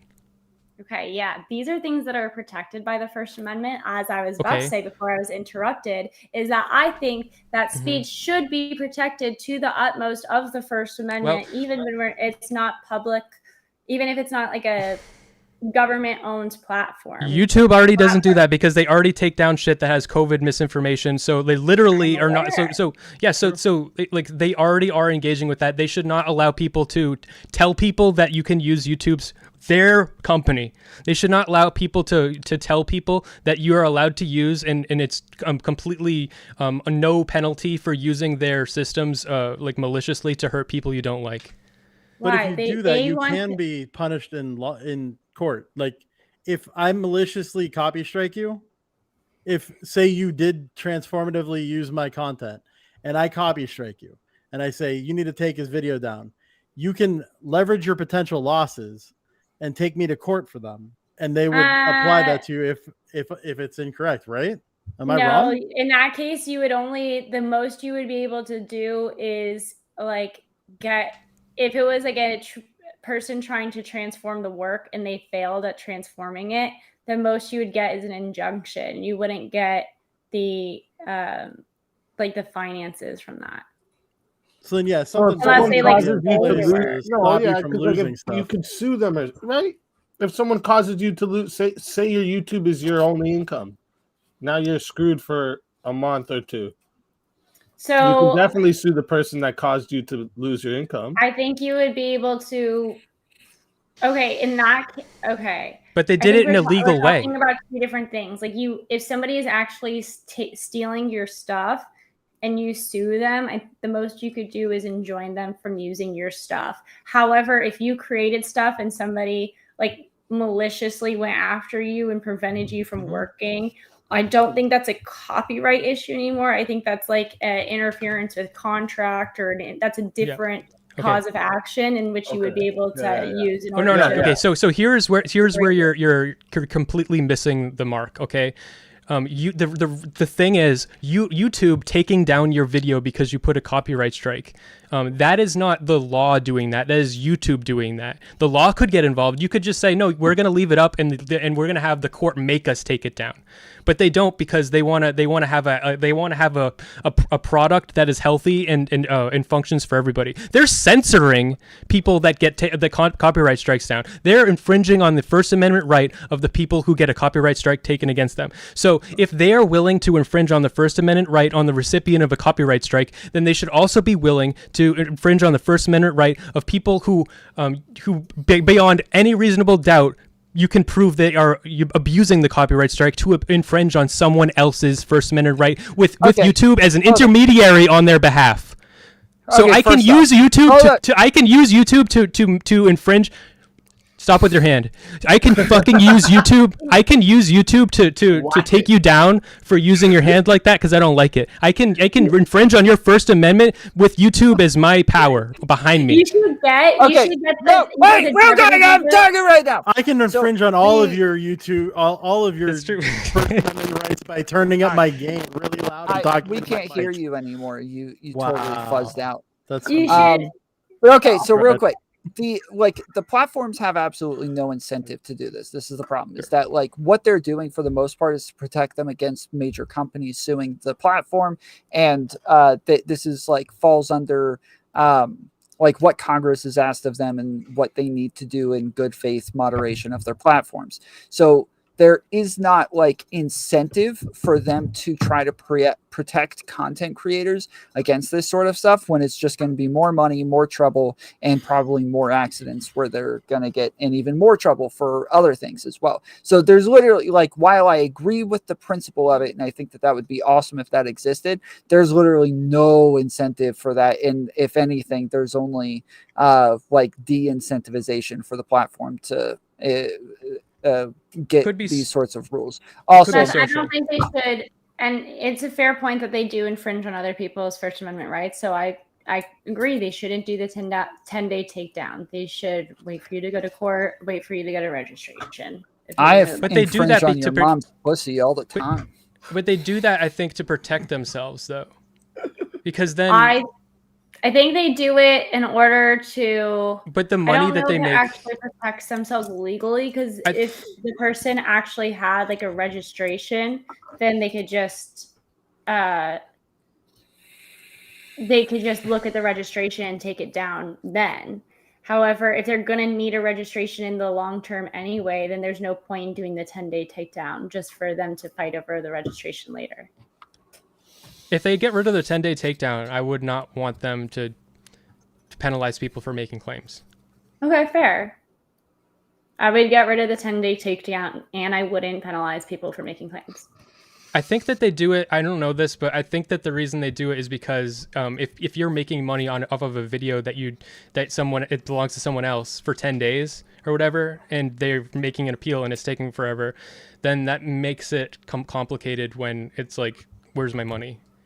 Well, not even just that, because even if you're not making money on the channel, even if the video's not monetized, the video will still get taken down all the same, just because you published it with the copyrighted content. So they could possibly take the money and put it off to the side until this matter is settled, and then it would go to the winner. But the content still has to come down one way or the other, because if it's actually copyrighted, you cannot have their content published on your channel. It could divert views too. You could We be should just stealing. wait for registration. The diverting views thing is very rare. So Ethan brought up a good example with XQC, where he was using the same thumbnail and the same title of the video that he was reacting to. That is actually diverting views. But by far the majority of the time, people are not using the same title. They're not using the same thumbnail. And the people who are watching my streams are not watching those other videos that I'm watching. They're not watching those video essays. They're not watching those channels. They're only here to watch me review it. They wouldn't go watch those videos. They're not going to watch them in the first place, but they'll watch me talk about it. They'll watch me make fun of it. They'll watch me make jokes and argue against it. They'll watch that, but they were never going to watch that video in the first place. So most of the time it doesn't actually divert views in any way. Well, yeah, but I mean, you if could they have, didn't, like, if they a didn't do it, video- then people could actually like I could just like set up a stream with like a bot that just like goes through and like literally live streams other people's streams while they're doing it. And it's like, oh, well, why would you ever change your channel? You could always just go to mine and whatever you want to be watching will be right there because you'll see everyone else's stream through mine. And like, so I'm not saying that makes it fair use. I'm saying that that's not a good argument against people reviewing stuff because they're not Sure. actually diverting funds or views from these people. And if I'm anything, just- they are opening up their audience to this person and like showing them this person's content, whereas otherwise they may have never seen it in the first place. I'm just saying that taking it down prevents people from actively trying to divert views from people or disincentivizes it. I suppose, but in the long run, it still always falls back on whether or not it's registered. So just if it's registered, then show YouTube your registry and then copy strike and then take it down. In that case, so let's say that I have a 10 subscriber YouTube channel and you have like, you have you're monetized. So you make a video you spend a lot of time on and you know, like a lot of people are going to watch it. But I publish it. I publish it on my channel. He was good. High class talent and sick. That's just great. Thank you. Smokey, Yeah, for the he's not high class. He's not high class. But, Appreciate you. So let's say I just have a 10 subscriber channel. Like, I'm not making any money if I publish your video right when you publish it, but I could do that just to fuck you over. And maybe maybe you end up getting 10,000 views and I get 1,000 of them. It's like now nobody's getting that money. So like, there's no way like that's ever recovered. No, Like, I know. I could only have do 10 those subscribers. I'm not strikes for monetized. XQC I was talking about and make him lose 10 days of income. And that's XQC. Think about the views he gets in 10 days. That doesn't work for small content creators who don't make a lot of money in 10 days. But anyway, I do have to go. This is a great conversation, and thank you I gotta head for out, the too. after hours. Yeah. But Thanks for showing up. Thanks for being here. Later, Gator. See you Right. guys. Take care, All right. man. I have a hypothetical. So, if we could arrange a system where the rules in place for content creation, specifically like for YouTube or Twitch, where there's like a 1 week barrier for new content where it can't be restreamed, that would give the original artist a week of uninhibited. Nobody else is streaming your content, so you're the only source of that content where nobody else could restream it. However, now granted, by the time they would get to restream it, it would probably be a dead topic. Yeah. But that would give you a window or maybe even a day or two, but some kind of barrier. Granted, it's hypothetical, so I'm just still spitballing it I don't know. to where they can't cover it.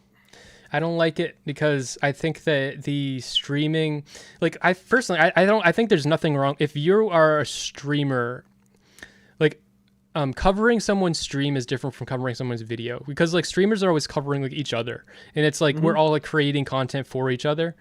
And that's what I think is easy. But if you're creating original content, it's very different. Like, because you have to put effort into writing a script, setting up the scenery and all that kind of stuff.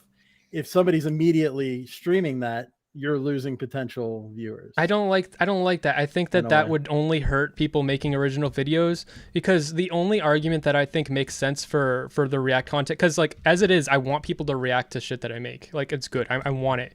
But if that were the case, the only argument I see for why React content is bad is that the overall marketplace of attention is being monopolized by people that make way more content way faster for way less effort. So if you want to put a lot of effort in, the reward for putting a lot of effort in is like much less than if that didn't exist. So that's the only argument that I think makes sense. And in the world where people are still doing React content, but they're not allowed to do it until 10 days, like I'm not getting the benefit from them reacting to it, but I'm also not getting the benefit from them not being there at all. You know what I mean? So yeah, it's a hard thing to balance. And of course, there's nobody that's like strongly against people being able to rewatch their stuff here, unfortunately, because I would like to kind of question them, because people like Ethan who think you shouldn't be able to restream content at all, it all needs to be original, would be somebody that I would want to shop and try to negotiate some kind of system with to figure out where their line is. Like, at what point would it be okay? Like, if it's a day that I can't react to your video, would that be okay with you?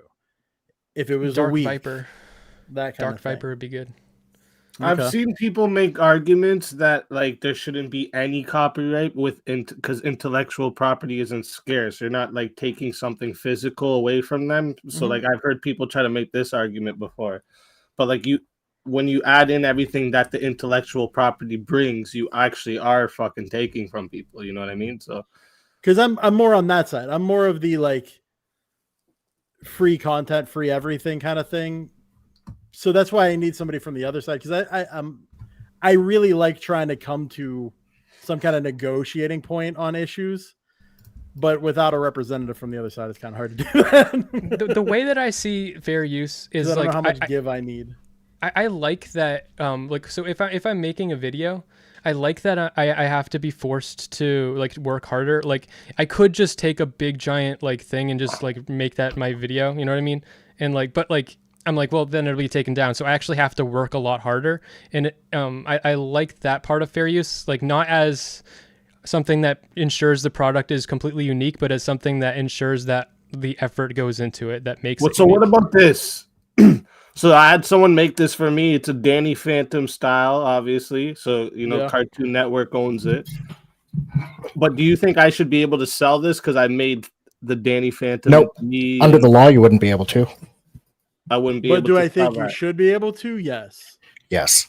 But under the law, I wouldn't be able to. No. Yeah, but it's not perfect. I don't know. Like it looks like, if maybe it's a lot harder once you said that it's a Danny Phantom style.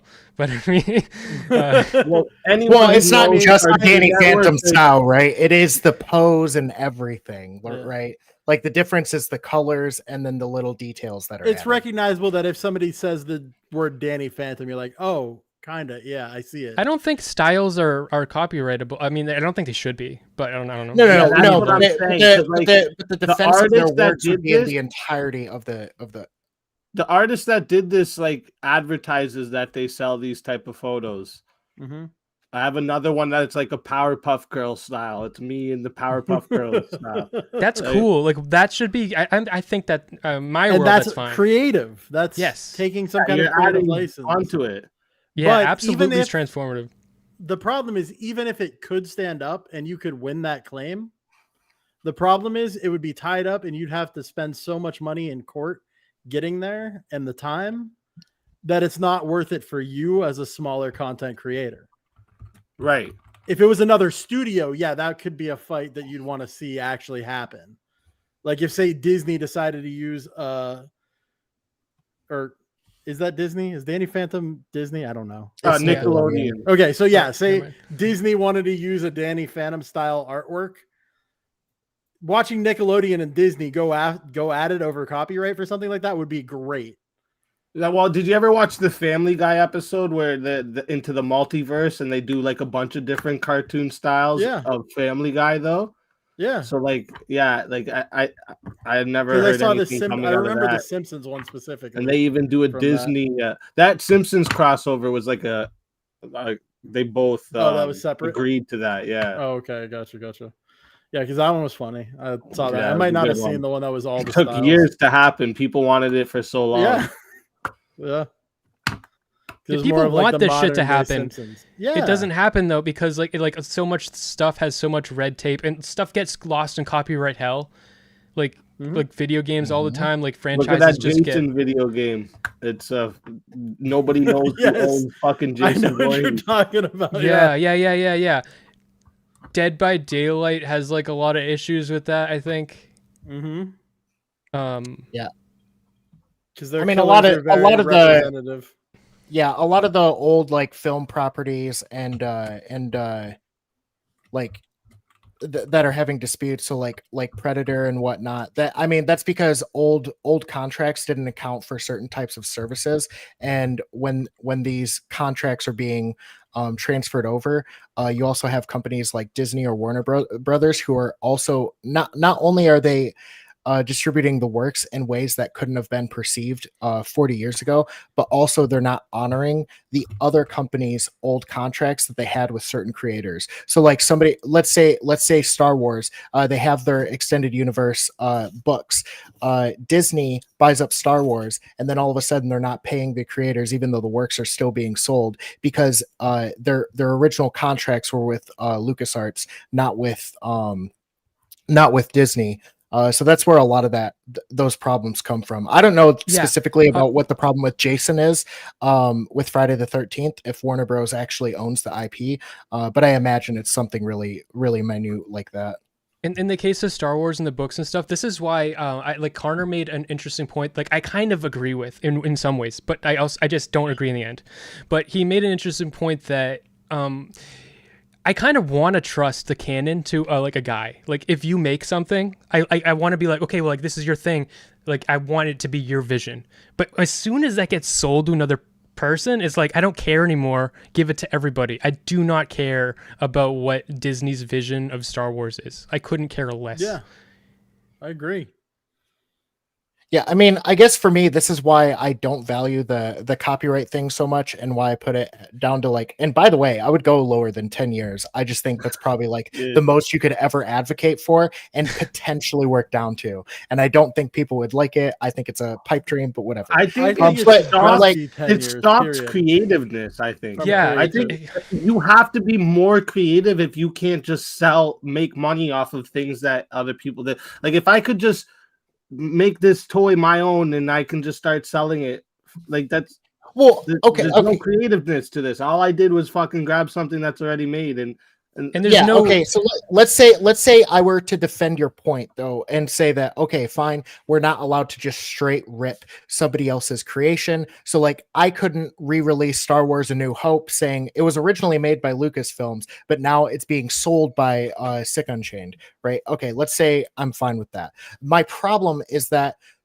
the copyright laws are there to defend not just fixed works, but also IP. And once you start making derivative work with somebody else's IP, that falls under copyright.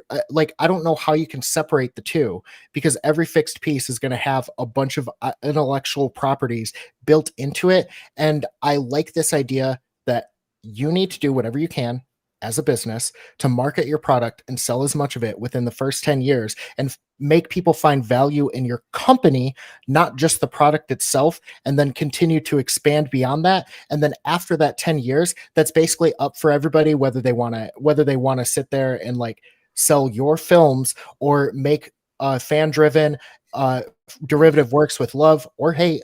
They can do that. Like I like the idea that if I were to make something, once the 10 years is gone, it's beyond me. I should be able to hit up like a Jordan supplier and just sell Jordans a little cheaper and make more money than Nike is off their Jordans. No, because he said not trademark, copyright.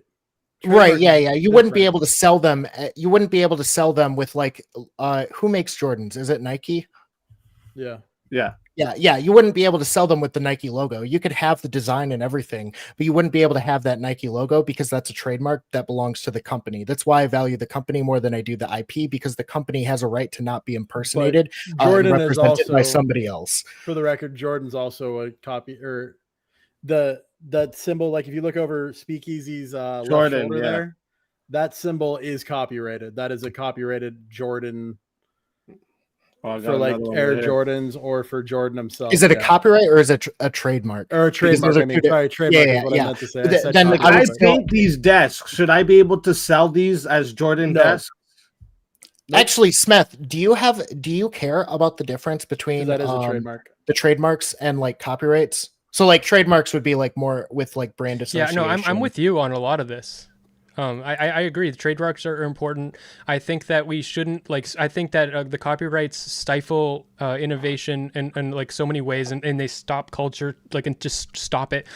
But I do think we need copyrights to incentivize innovation. I think that the world that's the main place because I think the people I hate this argument. You would fucking make it. I bet people say shit like if you make money from art, that's cringe because you shouldn't be making money for art. No, I then in that world, we know cultures where that's been the place, and they didn't fucking make a lot of art. The art they made was just whatever macaroni art they could make in 2 seconds. So there's no incentive for you to spend hours and hours and hours autistically doing something. And if we want people to do that, and yeah, I mean, and even then though, there are cultures that did commission art and reward artists in big ways, and one of those was the Soviet Union. The government commissioned a lot of art from artists, and they made a bunch of magnificent, beautiful things. And of course, it's all in praise to Russia and whatnot, or the USSR.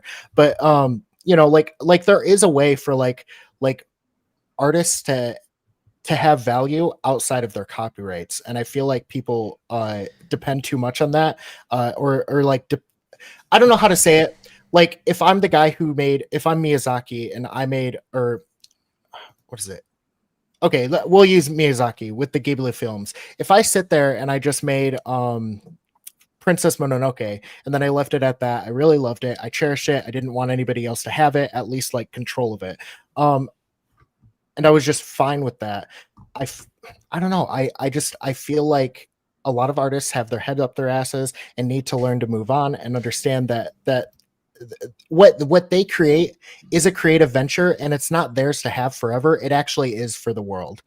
I agree, but not forever. But I just think that you need it for a while, because if you don't have it for a while, then there's no reason to make it. The world that you're talking about, I really wish that there was what you're talking about is where artists are craftsmen. So you are a painter. You Yes. are but there was a time when people didn't sign oil paintings and shit. People didn't sign their artwork because their name was not worth as much as the actual painting, because you made paintings because you're a painter. I want a painting. I don't want a painting because it has your fucking name on it. I want a painting because it has my daughter on it. That's the And way you it don't used want to be. just the painting, right? You're not. I mean, you could spend the rest of your life building the perfect painting, but ultimately you're doing it for the painting. You're not doing it for the one piece. For the beauty of the painting, not the name attached to it. Yes, and I value that a lot, but that's completely gone. And with AI, there is no more craftsmen. That is going to be gone. Where the value of the artist is as a director and as a creative direction. So it won't be long before someone makes something that can literally, a 3D printer that can literally oil paint. I mean, someone's going to do it because it's going to be hard and it's a challenge, and someone's going to make it. The direction is the thing that matters. That's the creativity, the originality, and there's no incentive to do that at all unless you give people a little bit of copyright. Yeah. Speaking of trademarks and copyright, real quick, I do have one thing that I missed that I forgot to say earlier that is very important that I say. Hi, I'm Dave. Base. Okay, So- for everybody here, because I see a lot of reactions to the 10 years. Do you have an alternate time, and that isn't just forever? Because Speakeasy, I don't know how to say this, but let's say you die, and your technically ownership of your songs would be given to your family, right? It's not just going to be one person holding it, or it's going to be a bunch of people fighting for ownership of it. Unless I have it in a will. Yeah, if he has it. Sure. I mean, I can give all the rights to my kids, just To my me. kids. He could give me all the rights they if he would. wanted to. Okay, so let's say, because you've got what? Do you have 3 or 4 kids? 3? Okay, so you would give each of them 33.334% ownership, right? To me, one, they didn't work for that.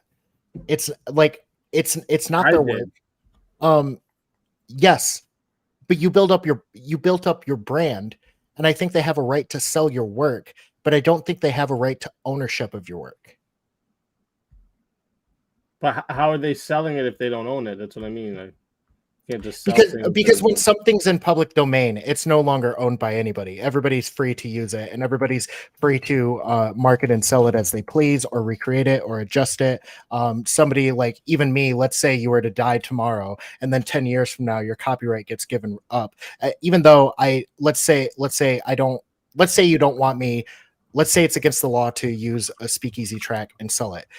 I think it should be in my right to like at least recreate that track to the best that I can, and then market my own product based off of that. And without citation, by the way, because I'm recreating it. I could tell people it's based off of your shit, but I don't feel like I have to. But I guess what I'm saying is like, what's the argument for beyond 10 years? I think that it should be like I don't have a perfect number. I think 10 years seems low, but maybe sometimes that might be on the number. I think it depends on what medium it is, and I think I would want to do market research and stuff to actually know where the line is between making incentive for innovation and stifling innovation. I think that you can actually probably measure that in a lot of ways. Are you saying Speakeasy? Do you believe in, or 10 years beyond the point of death? He just thinks 10 years is low. Just 10 years flat Like is beyond probably low. death. No, not beyond death. No. When I say 10 that was years, what you I mean, originally said, so I was like- when Terminator 2 gets released in 1991, in 2001, it should be like a free works to like sell for anybody. Because Well, frankly, I like the idea of like I don't even think it should be 10 years, to be honest. Personally. I don't either, but I think yeah. it should be like if you are actively still making I don't like people selling franchises that just fucking I don't like it's like you're selling like a spiritual like fuck that, it doesn't make any fucking sense to Can me. I make But an argument? I think if you're continuing to make like if so you make Terminator 1, you can make Terminator 2, and every two or 3 years you make a new one, you should be able to keep pushing it. If you keep doing it, I think that makes sense, but you have to keep appealing. It's not a general thing. It's like you just have to go to So a you would court back and say the series argument. I want to make an argument as to how this actually active. increases creativity by having it in a shorter period. By having it in a shorter period, even if you're still building on it, but somebody else is doing it better, that makes you need to step up your game and keep working harder to make it even better still. Well, here's the thing. Keep in mind, a lot of the Competition reasons, drives innovation.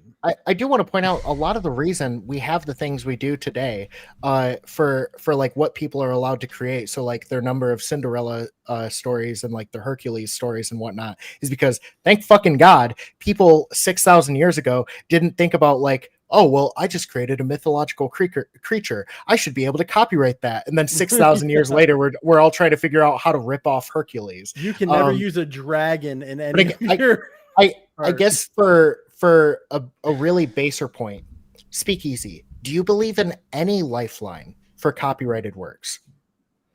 The work itself, not any derivatives. Just like just nothing added to it, just the work itself. Yes. I don't think there should be a lifeline on that. So like one of the reasons I was saying for music, for instance, right? So like say I died today, okay? My music would probably get more buzz because of the fact that I died. You want me to come over? We can take care of this right now. But you know what I'm saying? Like, so that means then right there is where the height of my music and it being actually blown to the world and starting to actually make a good income. That's the starting of it, was my death. So only 10 years after that, my kids get to benefit from that. That's no way. What if somebody were to take like a track you created and then made like, let's say like a mastered version. So it's like what you've already done. They're taking the track and then transforming it, but very little, but just to make it like higher produced or more well produced. Do you think that's transformative? They should do it in coordination with his kids. You can't even use a sample from music. Like if you use a sample, like they used to do that a lot before, especially in rap and hip hop. But now, like you'll get sued if you just have the sample from someone's song. Think of that Blurred Line songs by Robin Thicke. Dude had to go to fucking court over it because just because of that simple doom doom doom doom. I will say a lot of those artists who sue other artists who use their samples of their songs, they actually end up, even though they go to court, they end up actually more often than not actually losing those lawsuits because it is actually considered transformative to use a sample of a song. and it's even transformative to seal like certain types of compositions. Juice WRLD lost, Robin Thicke lost. Sure, yes. I'm not saying nobody loses. I'm just saying that more often than not, they actually end up losing those lawsuits because the created works afterwards is actually transformative enough, especially in hip hop, that it couldn't be used as a market replacement for the original works in any way, shape, or form. I think there's an argument for like after your death, the kids, like especially like if it hasn't even been 10 years since you fucking made it, like whatever, like I don't know, maybe like it should be like 30 years or something. Like you die now, like you kids got like 20 more, I don't know, like 25 more years, however long you made that music, you know, like it's just something like that. But I would even defend that because it's like generational almost. It could, you know what I mean? Like I know you're making the defense of like if you die tomorrow, and like obviously that he didn't make the money off it yet. He didn't make the money off of it yet. You know, like if you're making copyright, you're saying you should be able to make money for this long, and you do it for your kids, and then you die. And it's like, well, like I wasted my time because they're getting nothing. Right. So, but like, but there's two different things here though. Something that Dave brought up reminded me. This is something I think about a lot because I think about the Star Wars thing a lot. Like with like transferring ownership, like because there's two different things. There's the public perception of there's a public copyright basically in our zeitgeist, and then there's a legal one. So when we think about canon for like a franchise, so if we got rid of all copyright and anybody could make anything, I still believe that people would be like, well, the original creator is still the canon. People would still have that attitude, and you would still have to you would have to be. Like people would have to turn on the original creator, like Lucas, like making the shitty prequels. Maybe at that point, like he keeps doing that, and they're like, okay, we like this other guy. Fuck you. Like this is the canon now. It would take a cultural shift because the culture now owns it. So like that's like that canon is in Marvel. In a way, that kind of happened with Dragon Ball Z. Sony owned Spider-Man. They weren't going to let it be with the Marvel movies, but because everybody was going to fucking lose their minds over that, they said, okay, you know what? We'll let you guys fucking do it. Well, they saw it as like a lucrative deal. Marvel had hit them up before to like do Spider-Man movies, but it wasn't until like obviously MCU got the backing that it did that they were like, actually, you know what? The value of us holding this IP is actually less than giving it to leasing it out to MCU. And to be fair, that is only for the film rights, right? Like Marvel owns the rights to every other type of medium when it comes to Spider-Man. Yes, it's only for movies. Yes. Smith is my hero. Yes, I mean, really, like one of the things that frustrates me is like creators who like want to defend their own works, but then also like don't understand that there's a lot of value in like derivative works, and it feels like a slap in their own face to say like anybody who's going to defend copyright but not in perpetuity, I'm fine with, but I would probably still disagree on the lengths because artists tend to like, well, I would say 30 years is too much, but like there's just so much value in derivative work. And I feel like if a lot of what we had before, let's say the first copyright laws were formed, if all of those were also copyrighted, you would see like almost no growth in like created media. It should be this. It should be you should study what the expected length of time to earn a reasonable amount from making creative work, and we can define what a reasonable amount for any given type of medium should be. So like for music, like maybe you expect to make a reasonable amount in 30 years, 15 years, 10 years, whatever. Like that's where we define it, and that's where we set the line.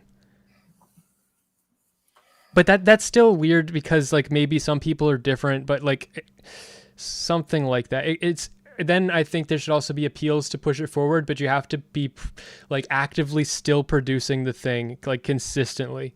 It can't just sit on I don't think you should be able to sit on a franchise and then sell it or whatever. Right. Muted. We can't hear you. Okay, for me personally, I'm gonna run the walk. You're good. Okay. Also, I'm drinking right now, guys. I'm just letting you know that I've taken 2 Is shots. that why you're turning your screen black constantly? Yes, because I don't want to promote drinking alcohol on Well, you stream. Even though I just said it, but hey, I wanted to be honest with you guys. Not so, alcohol. but if I get 2 slosh, Well, I'm just probably let me gonna know. head out soon. Yeah, For yeah, your own but, protection. No, I'm not. I'm for his protection. If he's getting That's what I drunk. mean. No. What I was gonna say though is if I get 2 slosh, just let me know and then I'll just leave. But I've only got 2 shots and that's all I'm gonna drink. So, but okay. So as far as like, what was the point you just brought up, Smith? Sorry, we went on a little tangent. I don't fucking remember. I'm kind of like ready to head out. Okay, Yeah. that's fine. I can talk Hey. with Dave. I don't Yeah, need you. Absolutely. I just, Yeah, I but just we do also like appreciate talking you. to you. Wait.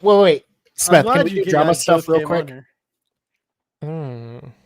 It's nothing like crazy. What? I promise you. How do you feel about me now compared to then? Let's say like I feel better about 6 you. months ago. I think that I think okay. I think that your hit piece on Lav, is. I think that some of the information in there is irresponsible, and I don't really like believe all of it. Okay. But I think that you look. I think that you were getting egged on by a lot of people that really hate her too, and I think that you thought you were doing the right thing, but I don't like it, dude. But I don't. Yeah. But like, I don't think that you are the person that I thought you were. But I don't trust you. You're still. It's fine. I mean, trust is something that's earned, and when people give it, like I think it's fair to say that like if you were just out of the gate give me trust, and then I were to do something to lose it, if that's the way you operated, I would want it to be really hard to like earn back that trust to begin with, because otherwise, what's your trust worth anyways? You know what I mean? So that's fine. Not saying you ever trusted me.